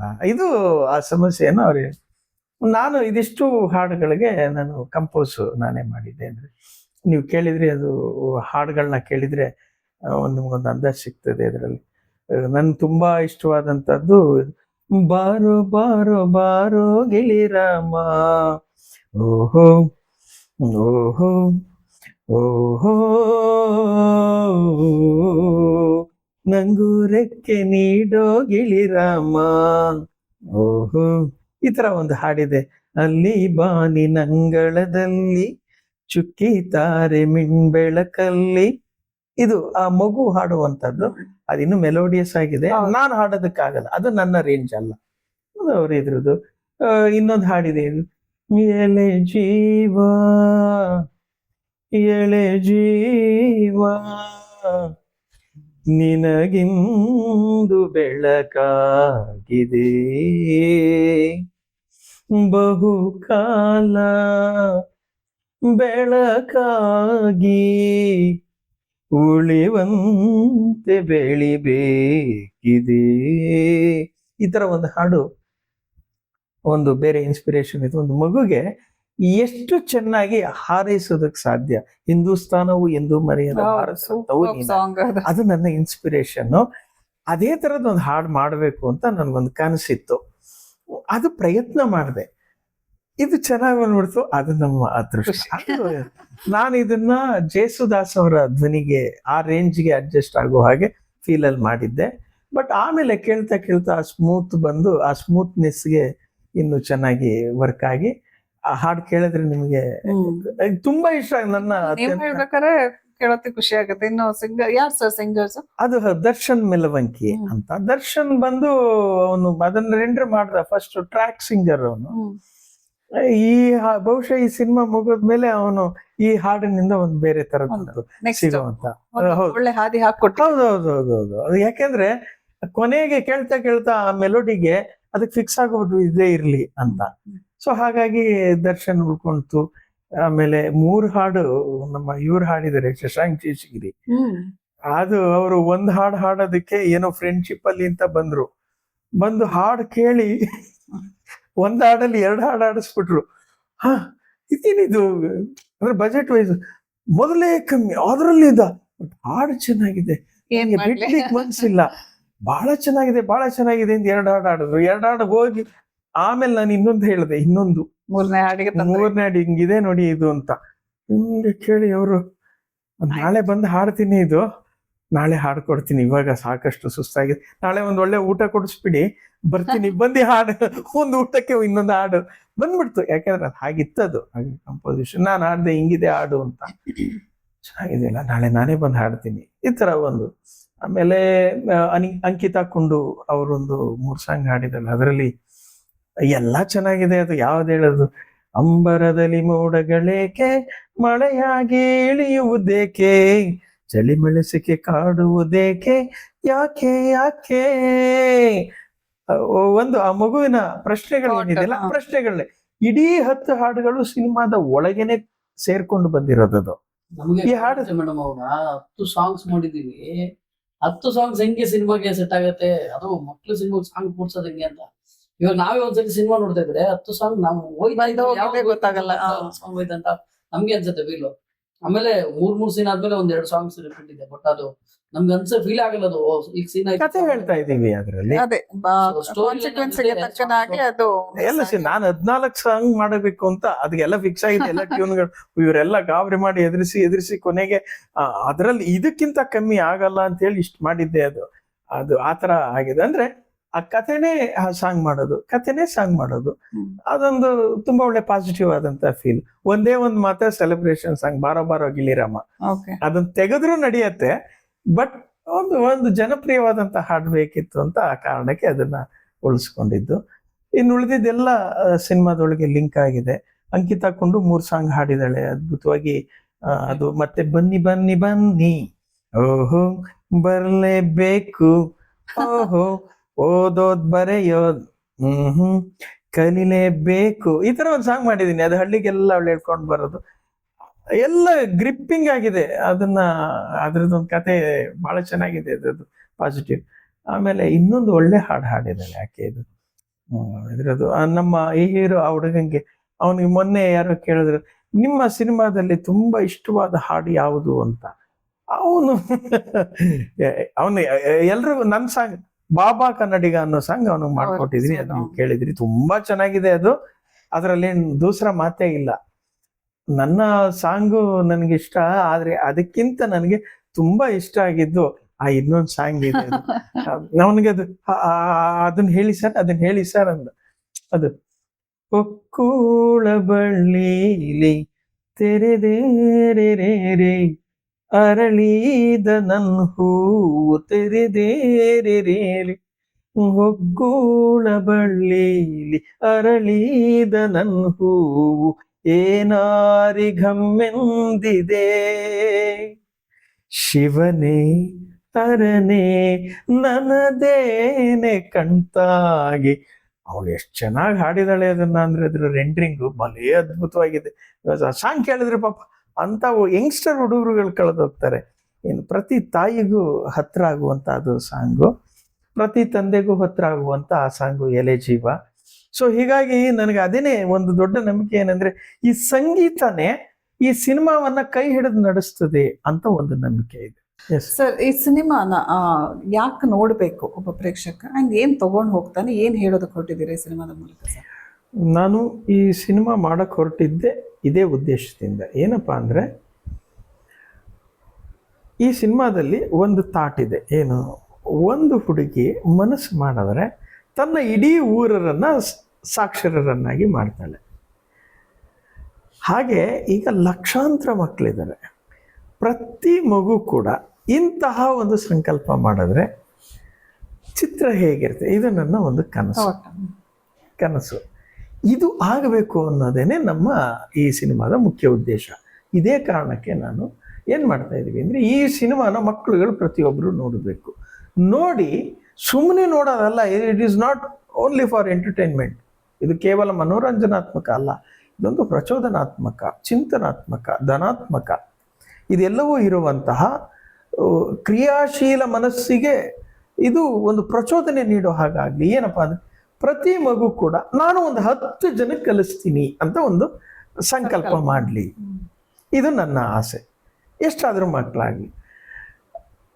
ಈಗ ಈ ಗುರುಗಳು ಅಂತ ಇರ್ತಾರಲ್ವ, ಪ್ರತಿ ಗುರು ಕೂಡ ಅಂತಹ ಒಂದು 10 ಮಕ್ಕಳನ್ನ ಗುರುತಿಸಿ 10 ಮಕ್ಕಳನ್ನ ಅವರು ಗುರುತಿಸಿ, ನಾನು ನಿನಗೆ ಗೈಡ್ ಮಾಡ್ತೀನಿ, ನೀನು ಮಾಡು, ನಿನ್ನ ಕೈನಲ್ಲಿ ಸಾಧ್ಯ ಇದೆ ಅಂತ ಒಂದು ಹುರಿದುಂಬಿಸ್ಲಿ, ಪ್ರೋತ್ಸಾಹ ಕೊಡಲಿ ಪ್ರತಿ ಗುರು. ಅಂದರೆ ಯೋಚನೆ ಮಾಡಿ, ಒಬ್ಬ ಗುರು ಮನ್ಸು ಮಾಡಿದ್ರೆ ಒಂದು 2 ತಿಂಗಳು ಸಾಕು, ಒಂದು 100 ಜನ ಸಾಕ್ಷರರಾಗೋಗ್ತಾರೆ 2 ತಿಂಗಳಲ್ಲಿ 10 ಮಕ್ಕಳ ಸಹಾಯದಿಂದ.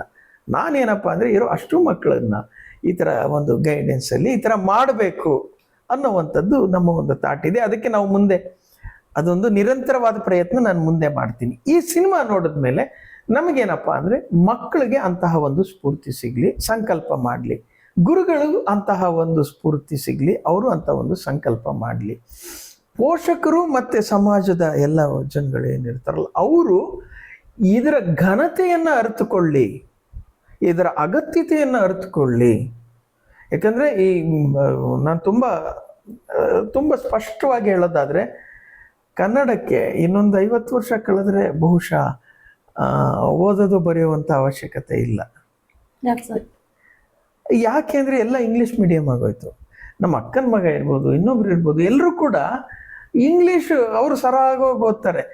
ಈ ಬಸ್ಸು ಅವನು ಮಿಸ್ ಆದರೆ ಅವನೆಲ್ಲಾದರೂ ಬಸ್ಸಲ್ಲಿ ನಂಬರ್ ಬಿಟ್ಟರೆ ಬೇರೆ ಗೊತ್ತಾಗಲ್ಲ, ಎಲ್ಲಿಂದ ಎಲ್ಲಿಗೆ ಹೋಗ್ಬೇಕು ಅನ್ನೋದು ಗೊತ್ತಾಗಲ್ಲ. ಇವರು ನವಸಾಕ್ಷರರು. ಹಳ್ಳಿನಲ್ಲಿ, ಈಗ ಹಳ್ಳಿಗಳಲ್ಲಿ ನಾವು ಸುಮ್ಮನೆ ಮಾತಾಡೋದಲ್ಲ, ಸರ್ಕಾರದ ದಾಖಲೆಗಳ ಪ್ರಕಾರ 75% ಸಾಕ್ಷರರು ಅಂತ ಇದೆ. ಅದು ಹಾಗೆಲ್ಲ ಅದೇನಾಗಿದೆ ಅಂದರೆ ಯಾರು ಸೈನ್ ಮಾಡ್ತಾರೋ ಅವ್ರನ್ನ ಸಾಕ್ಷರರು ಮಾಡಿಬಿಟ್ಟಿದ್ದಾರೆ. ಅದು ಸೈನಿಗೆ ಬಂದ್ರೆ ಮುಗೀತು, ಅವರು ರಂಗಮ್ಮ ಪಾಪ ಹೆಂಗೋ ಮಾಡಂತಾಗ ಅವರು ಸಾಕ್ಷರರಾಗೋಗ್ಬಿಟ್ಟಿದ್ದಾರೆ. ನಾವು ಶೂಟಿಂಗ್ ಮಾಡ್ತಿದ್ವಲ್ಲ, ಅವ್ರು ನನ್ಗೆ ತುಂಬ ಕೇಳಿದ್ರು ಇದು ಯಾವುದೋ ಹಳೆ ಥರದ ಕತೆ. ಈಗೆಲ್ಲ 80% ಹಳ್ಳಿಗಳು ಸಾಕ್ಷರರು ಅಂತ ಸರ್ಕಾರಿ ಅಧಿಕಾರಿಗಳ ಮಟ್ಟದಲ್ಲಿ ಇತ್ತು. ನಾವು ಶೂಟಿಂಗ್ ಮಾಡ್ತಿದ್ವಲ್ಲ, ಶೂಟಿಂಗ್ ಮಾಡ್ತಾ ಇದ್ದಿದ್ದು ಮನೆ ಅವ್ರ ಓನರ್ಗಳು, ಅವ್ರಿಗೆ ಬರಲ್ಲ, ಅಚ್ಚುಕಟ್ಟಾಗಿ ಓದೋಕ್ಕೆ ಬರೆಯೋಕ್ಕೆ ಬರಲ್ಲ. ಪಕ್ಕದ ಮನೆ ಬರಲ್ಲ, ಎದುರುಗಡೆ ಮನೆ ಅವರು ಬರಲ್ಲ. ಆ ಅಜ್ಜಿ ಅವರೆಲ್ಲ ಹೆಬ್ಬೆಟ್ಟು ತುಂಬ ಜನ ಹೆಬ್ಬೆಟ್ಟು. ಅವ್ರದ್ದೆಲ್ಲ ಡಾಕ್ಯುಮೆಂಟ್ಗಳು ನಾವು ಕಣ್ಣಾರೆ ಶೂಟಿಂಗ್ ಮಾಡುವಾಗಲೂ ನೋಡಿದ್ದೀವಿ. ಇದು ಸುಮ್ಮನೆ ದಾಖಲೆಗಳ ಪ್ರಕಾರ ಇದೆ, ಅದಲ್ಲ.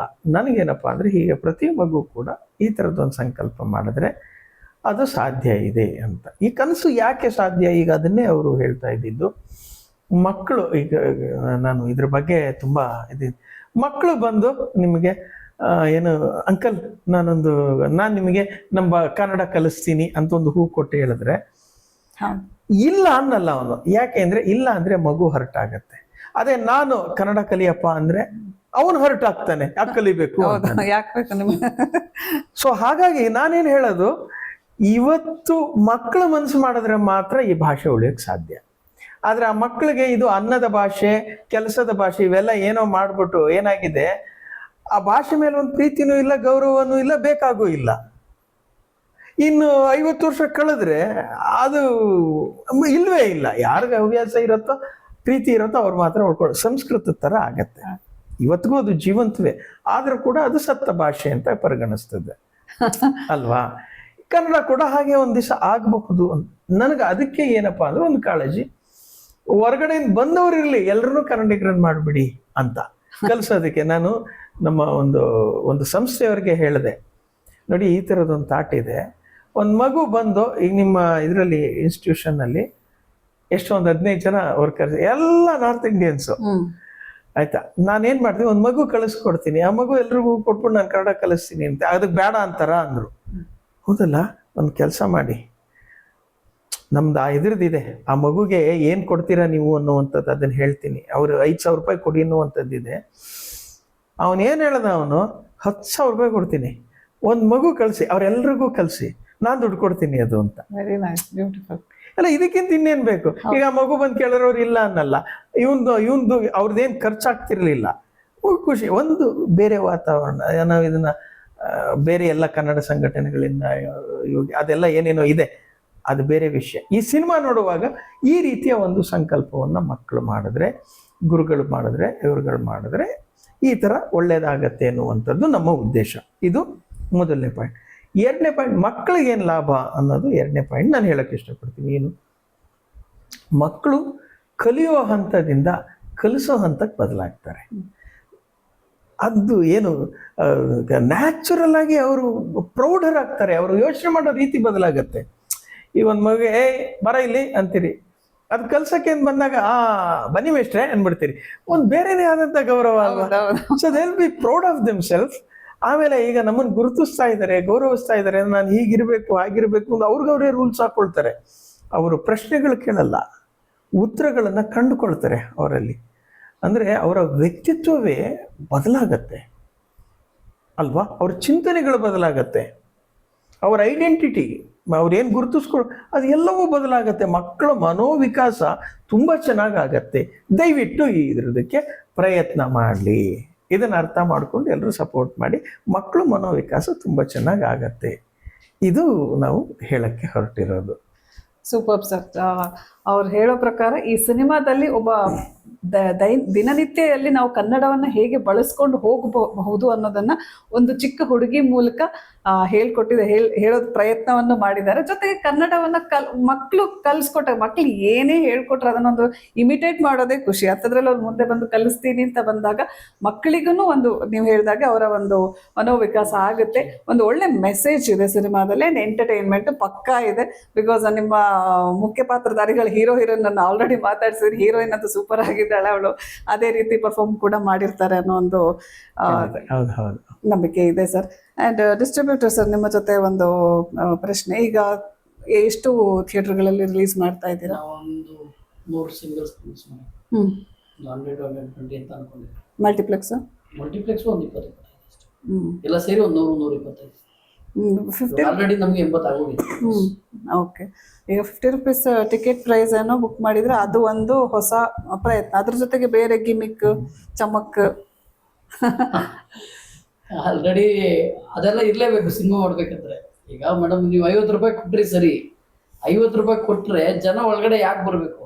ಏನ್ ರೀಸನ್ಗೆ ಬರ್ಬೇಕು? ಜನ ಒಳಗಡೆ ತಗೊಬರೋದು ಹೆಂಗೆ?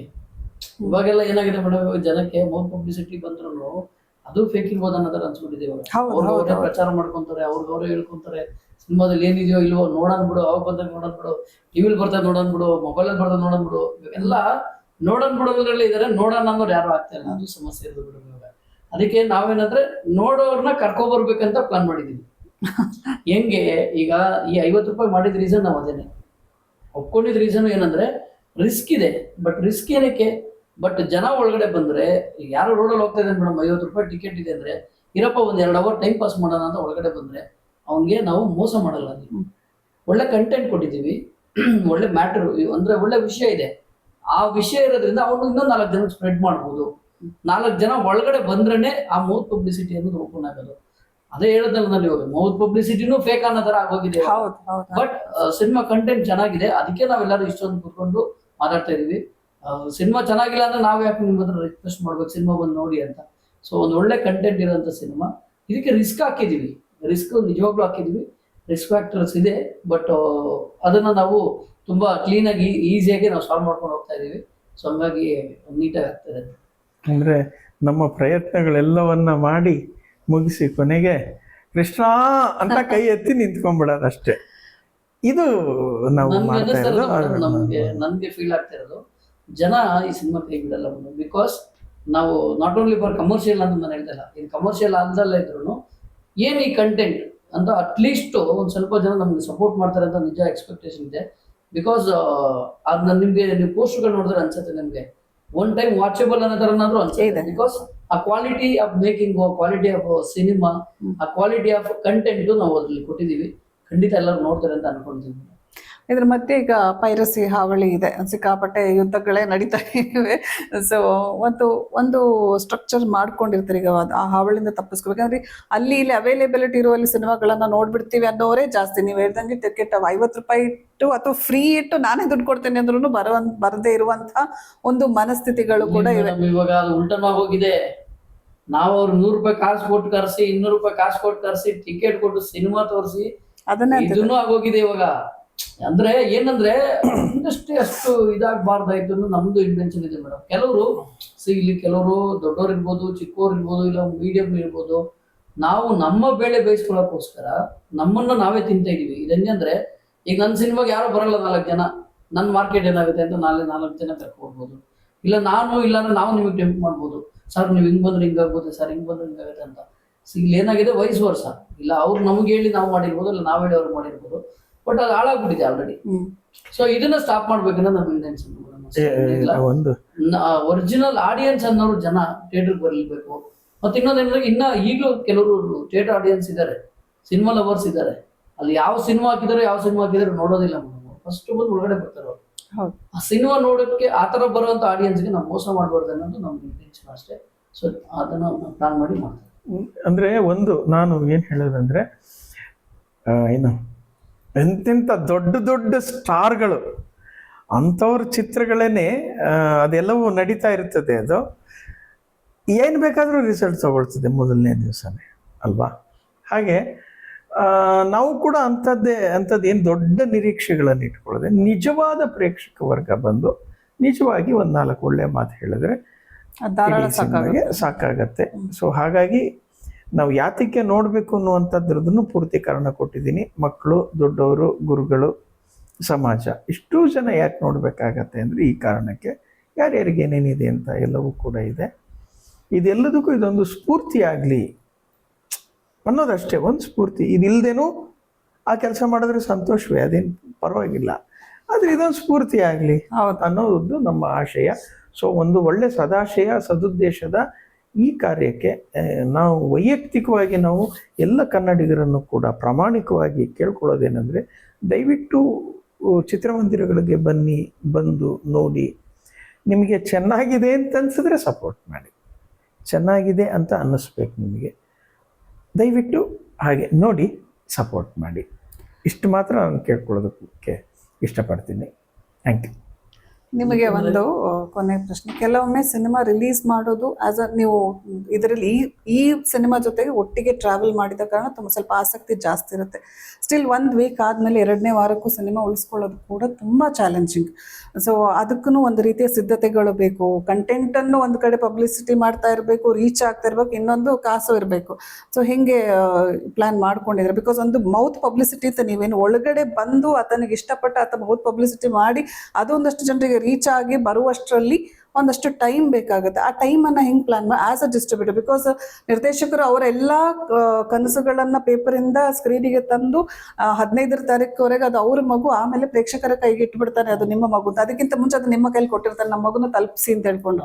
ಸೊ ನೀವು ಅದನ್ನ ತಲುಪಿಸ್ಕೊಂಡು ಒಂದು ಜಾತ್ರೆ ಮಾಡ್ಬೇಕಾಗಿರುತ್ತೆ. ಅದನ್ನ ಹೆಂಗ್ ಮಾಡ್ಕೊಂಡು ಪ್ಲಾನ್ ಮಾಡಿದ್ದೀರಾ ಮೇಡಮ್? ಈಗ ನಾನು ಅದೇ ಹೇಳ್ತಾ ಇದ್ನಲ್ಲ, ಇವಾಗ ನಮ್ಗೇನಾಗಿದೆ, ಸಿನಿಮಾ ಜನ ಒಳಗಡೆ ಬರೋದಕ್ಕೆ ಏನ್ ಬೇಕನ್ನೋದಕ್ಕೆ ಈ 50 ರೂಪಾಯಿ ಒಂದು ಐಡಿಯಾ ಪ್ಲಾನ್ ಇಟ್ಕೊಂಡಿದ್ದೀರಾ. ಓಕೆ. ಈ ಪ್ಲಾನ್ ಜೊತೆ ಥಿಯೇಟರ್ಸ್ ಅವರು ಸಪೋರ್ಟ್ ಮಾಡ್ತಾರೆ ಅನ್ನೋದು ಒಂದು ಐಡಿಯಾ ಬೇಕು, ನಂಬಿಕೆ ಅದನ್ನು ಸಿಕ್ತು.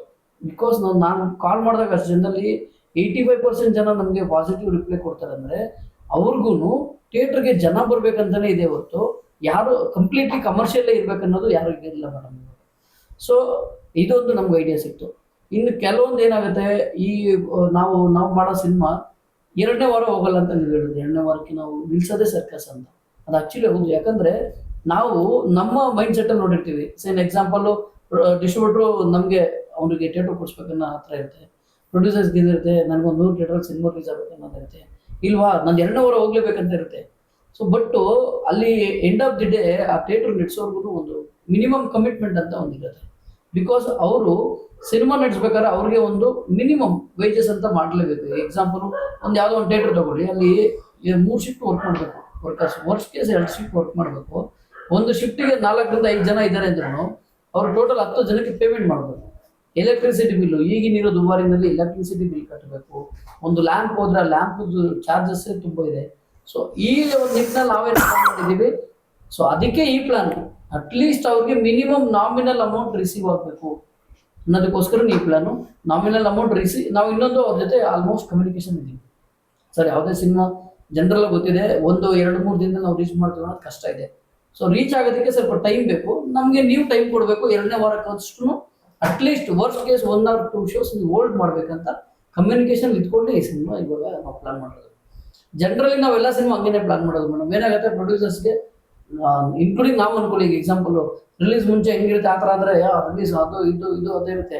ಮಾರ್ನಿಂಗ್ ಶೋ ರಿಲೀಸ್ ಆಗುತ್ತೆ, ನಮ್ಮ ಜೊತೆ ಇರೋರು ಯಾರೋ ಒಬ್ಬರು ಏನು ಮಾಡ್ಬಿಡ್ತಾರೆ, ಸಿನಿಮಾ ಇನ್ನೊಂದು ಚೆನ್ನಾಗಿ ಮಾಡಿರ್ಬೇಕು ಅಂದ್ಬಿಟ್ರೆ ಅಷ್ಟೇ ಮುಗ್ದೋಯ್ತು. ಅವ್ರು ಏನಕ್ಕೆ ಕೇಳಿದ್ರು ಅನ್ನೋದು ಗೊತ್ತಿಲ್ಲ ಅವ್ರಿಗೆ. ಸಿನಿಮಾ ಇನ್ನೊಂದು ಚೆನ್ನಾಗಿ ಮಾಡ್ಬೇಕು ಅಂದ್ರೆ ಅವ್ರು ಆಲ್ರೆಡಿ ಅಷ್ಟೇ ಮುಗೀತು ಅಂತ ನೋಡ್ಕೊಂಡು ಹೋಗ್ತಾರೆ. ಪ್ರೇಕ್ಷಕ ಹೇಳ್ತಾರೆ ನೀನ್ ಸಿನಿಮಾ ಚೆನ್ನಾಗಿದೆ ಅಂತ, ಬಟ್ ಅವ್ರಿಗೆ ಅದು ನಂಬಿಕೆ ಇರಲ್ಲ. ನಮ್ಮ ಪಕ್ಕದಲ್ಲಿರೋ ಯಾರೋ ಒಬ್ಬ ಏನೋ ಹೇಳ್ಬಿಟ್ರೆ ಇರ್ಬೋದು, ಆಲ್ರೆಡಿ ಮುಗೀತು ಮೇಡಮ್. ಅವಾಗ ನೀವು ಡಿಸ್ಟ್ರಿಬ್ಯೂಟರ್ ಇಟ್ಕೊಂಡು ಏನ್ ಮಾಡ್ತೀರಾ? ನಮ್ಗೆ 2 ಕೈ ಸೇರಿದ್ರೆ ಚಪ್ಪಾಳೆ. ಡಿಸ್ಟ್ರಿಬ್ಯೂಟರ್ ನಿಮ್ಗೆ ಥಿಯೇಟರ್ ಕೊಡಿಸ್ಬೋದು, ಒಂದು ಕಮ್ಯುನಿಕೇಶನ್ ಮಾಡ್ಬೋದು. ನಿಮ್ಗೆ ಎಕ್ಸಾಂಪಲ್ ಪೋಸ್ಟ್ ಹೋಗಿಲ್ಲ, ಪೋಸ್ಟ್ ಕೊಡಿಸ್ಬೋದು. ಆ ಏರಿಯಾದಲ್ಲಿ ಏನ್ ಫೆಸಿಲಿಟೀಸ್ ಇದೆ ಅದನ್ನು ಮಾಡ್ಕೊಡ್ಬೋದು. ಎಲ್ಲ ಕೊಟ್ಟು ಜನ ಬಂದಿಲ್ಲ ಅಂದಾಗ ನೀವು ರಿಲೀಫ್ ಆಗ್ಬಿಟ್ರೆ ಡಿಸ್ಟ್ರಿಬ್ಯೂಟರ್ ರಿಲೀಫ್ ಆಗ್ಬಿಡ್ತಾರೆ. ಈಗ ನಾನು ಇದೇ ಪೊಸಿಷನ್ ಕೂತ್ಕೊಂಡು ಪಕ್ಕದಲ್ಲಿ ಯಾರನ್ನ ಪ್ರೊಡ್ಯೂಸರ್ ಅಯ್ಯೋ ಇಷ್ಟೇ ಬಿಡಿ ವೆಂಕಟ್ ನನ್ನ ಸಿನಿಮಾ ಅಂತ ಈಸಿ ಅದು.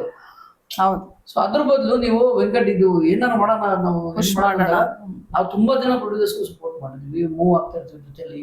2 ವಾರ 3 ವಾರ 5 ವಾರ ನಾವು ಸಿನಿಮಾ ಟೇಕಪ್ ಮಾಡಿದ್ದೀವಿ. ಬಟ್ ವೈಸ್ ವರ್ಷ ನೀವೆಷ್ಟು ನಿಮ್ಮ ಸಿನಿಮಾ ಮೇಲೆ ನೀವೆಷ್ಟು ಆಸಕ್ತಿ ತೋರಿಸ್ತೀರೋ ಅದ್ರ ಡಬಲ್ ನಾವು ತೋರಿಸ್ತೀವಿ.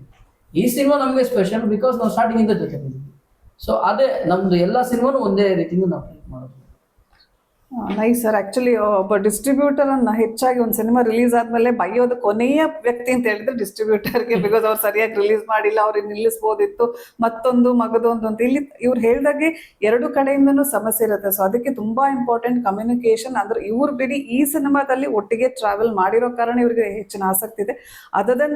ದೆನ್ ಆಲ್ಸೋ ಒಬ್ಬ ಡಿಸ್ಟ್ರಿಬ್ಯೂಟರ್ ಒಂದು ಸಿನಿಮಾ ರಿಲೀಸ್ ಆಗ್ತಿದೆ ಅನ್ಬೇಕಾದ್ರೆ ಅಲ್ಲಿಂದನೇ ತನ್ನ ಮಾತುಗಳನ್ನು ಹೇಳ್ತಾ ಹೋದರೆ ಬಹುಶಃ ಅದು ಕೂಡ ಒಂದು ಟೈಪ್ ಆಫ್ ಕಮ್ಯುನಿಕೇಷನ್.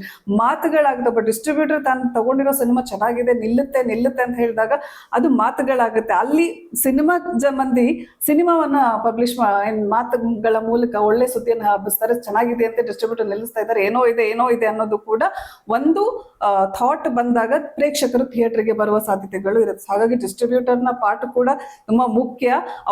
ಅವರನ್ನ ನಾವು ಪಾಸಿಟಿವ್ ಆಗಿ ಇಟ್ಕೊಂಡು ಏನಾದ್ರೂ ಮಾಡೋಣ, ನಿಲ್ಸ್ಕೊಳ್ಳೋಣ ಅಂತ ಹೇಳುವಷ್ಟರ ಮಟ್ಟಿಗೆ ನಾವು ಚಿತ್ರತಂಡ ಸಪೋರ್ಟ್ ಕೊಟ್ರೆ ಅವರನ್ನ ಕೊನೆಯ ವ್ಯಕ್ತಿಗೆ ಬೈಯೋ ಬದಲು ಕೊನೆಯ ವ್ಯಕ್ತಿನ ಹಿಡಿದು ಬಿಟ್ಟು ಮುಂದಕ್ಕೆ ತಳ್ಳಿಬಿಟ್ಟು ಅವ್ರ ಜೊತೆ ಹಿಂದಿಂದ ಹೋಗ್ಬಿಟ್ರೂ ಒಂದು ಸಿನಿಮಾ ಗೆಲ್ಲುವ ಸಾಧ್ಯತೆ ಕೂಡ ಇದೆ. ಒಂದು ಡಿಸ್ಟ್ರಿಬ್ಯೂಟರ್ ಕೈಯಲ್ಲೂ ಕೂಡ ಸಿನಿಮಾ ಗೆಲ್ಲುವ ಸಾಧ್ಯತೆ ಕೂಡ ಇದೆ. ಇದರ ಬಗ್ಗೆ ಒಂದು ಸಂಕ್ಷಿಪ್ತ ಎಪಿಸೋಡ್ ಅನ್ನು ಇವ್ರ ಜೊತೆ ಮುಂದಿನ ದಿನಗಳಲ್ಲಿ ಮಾಡ್ತೀವಿ.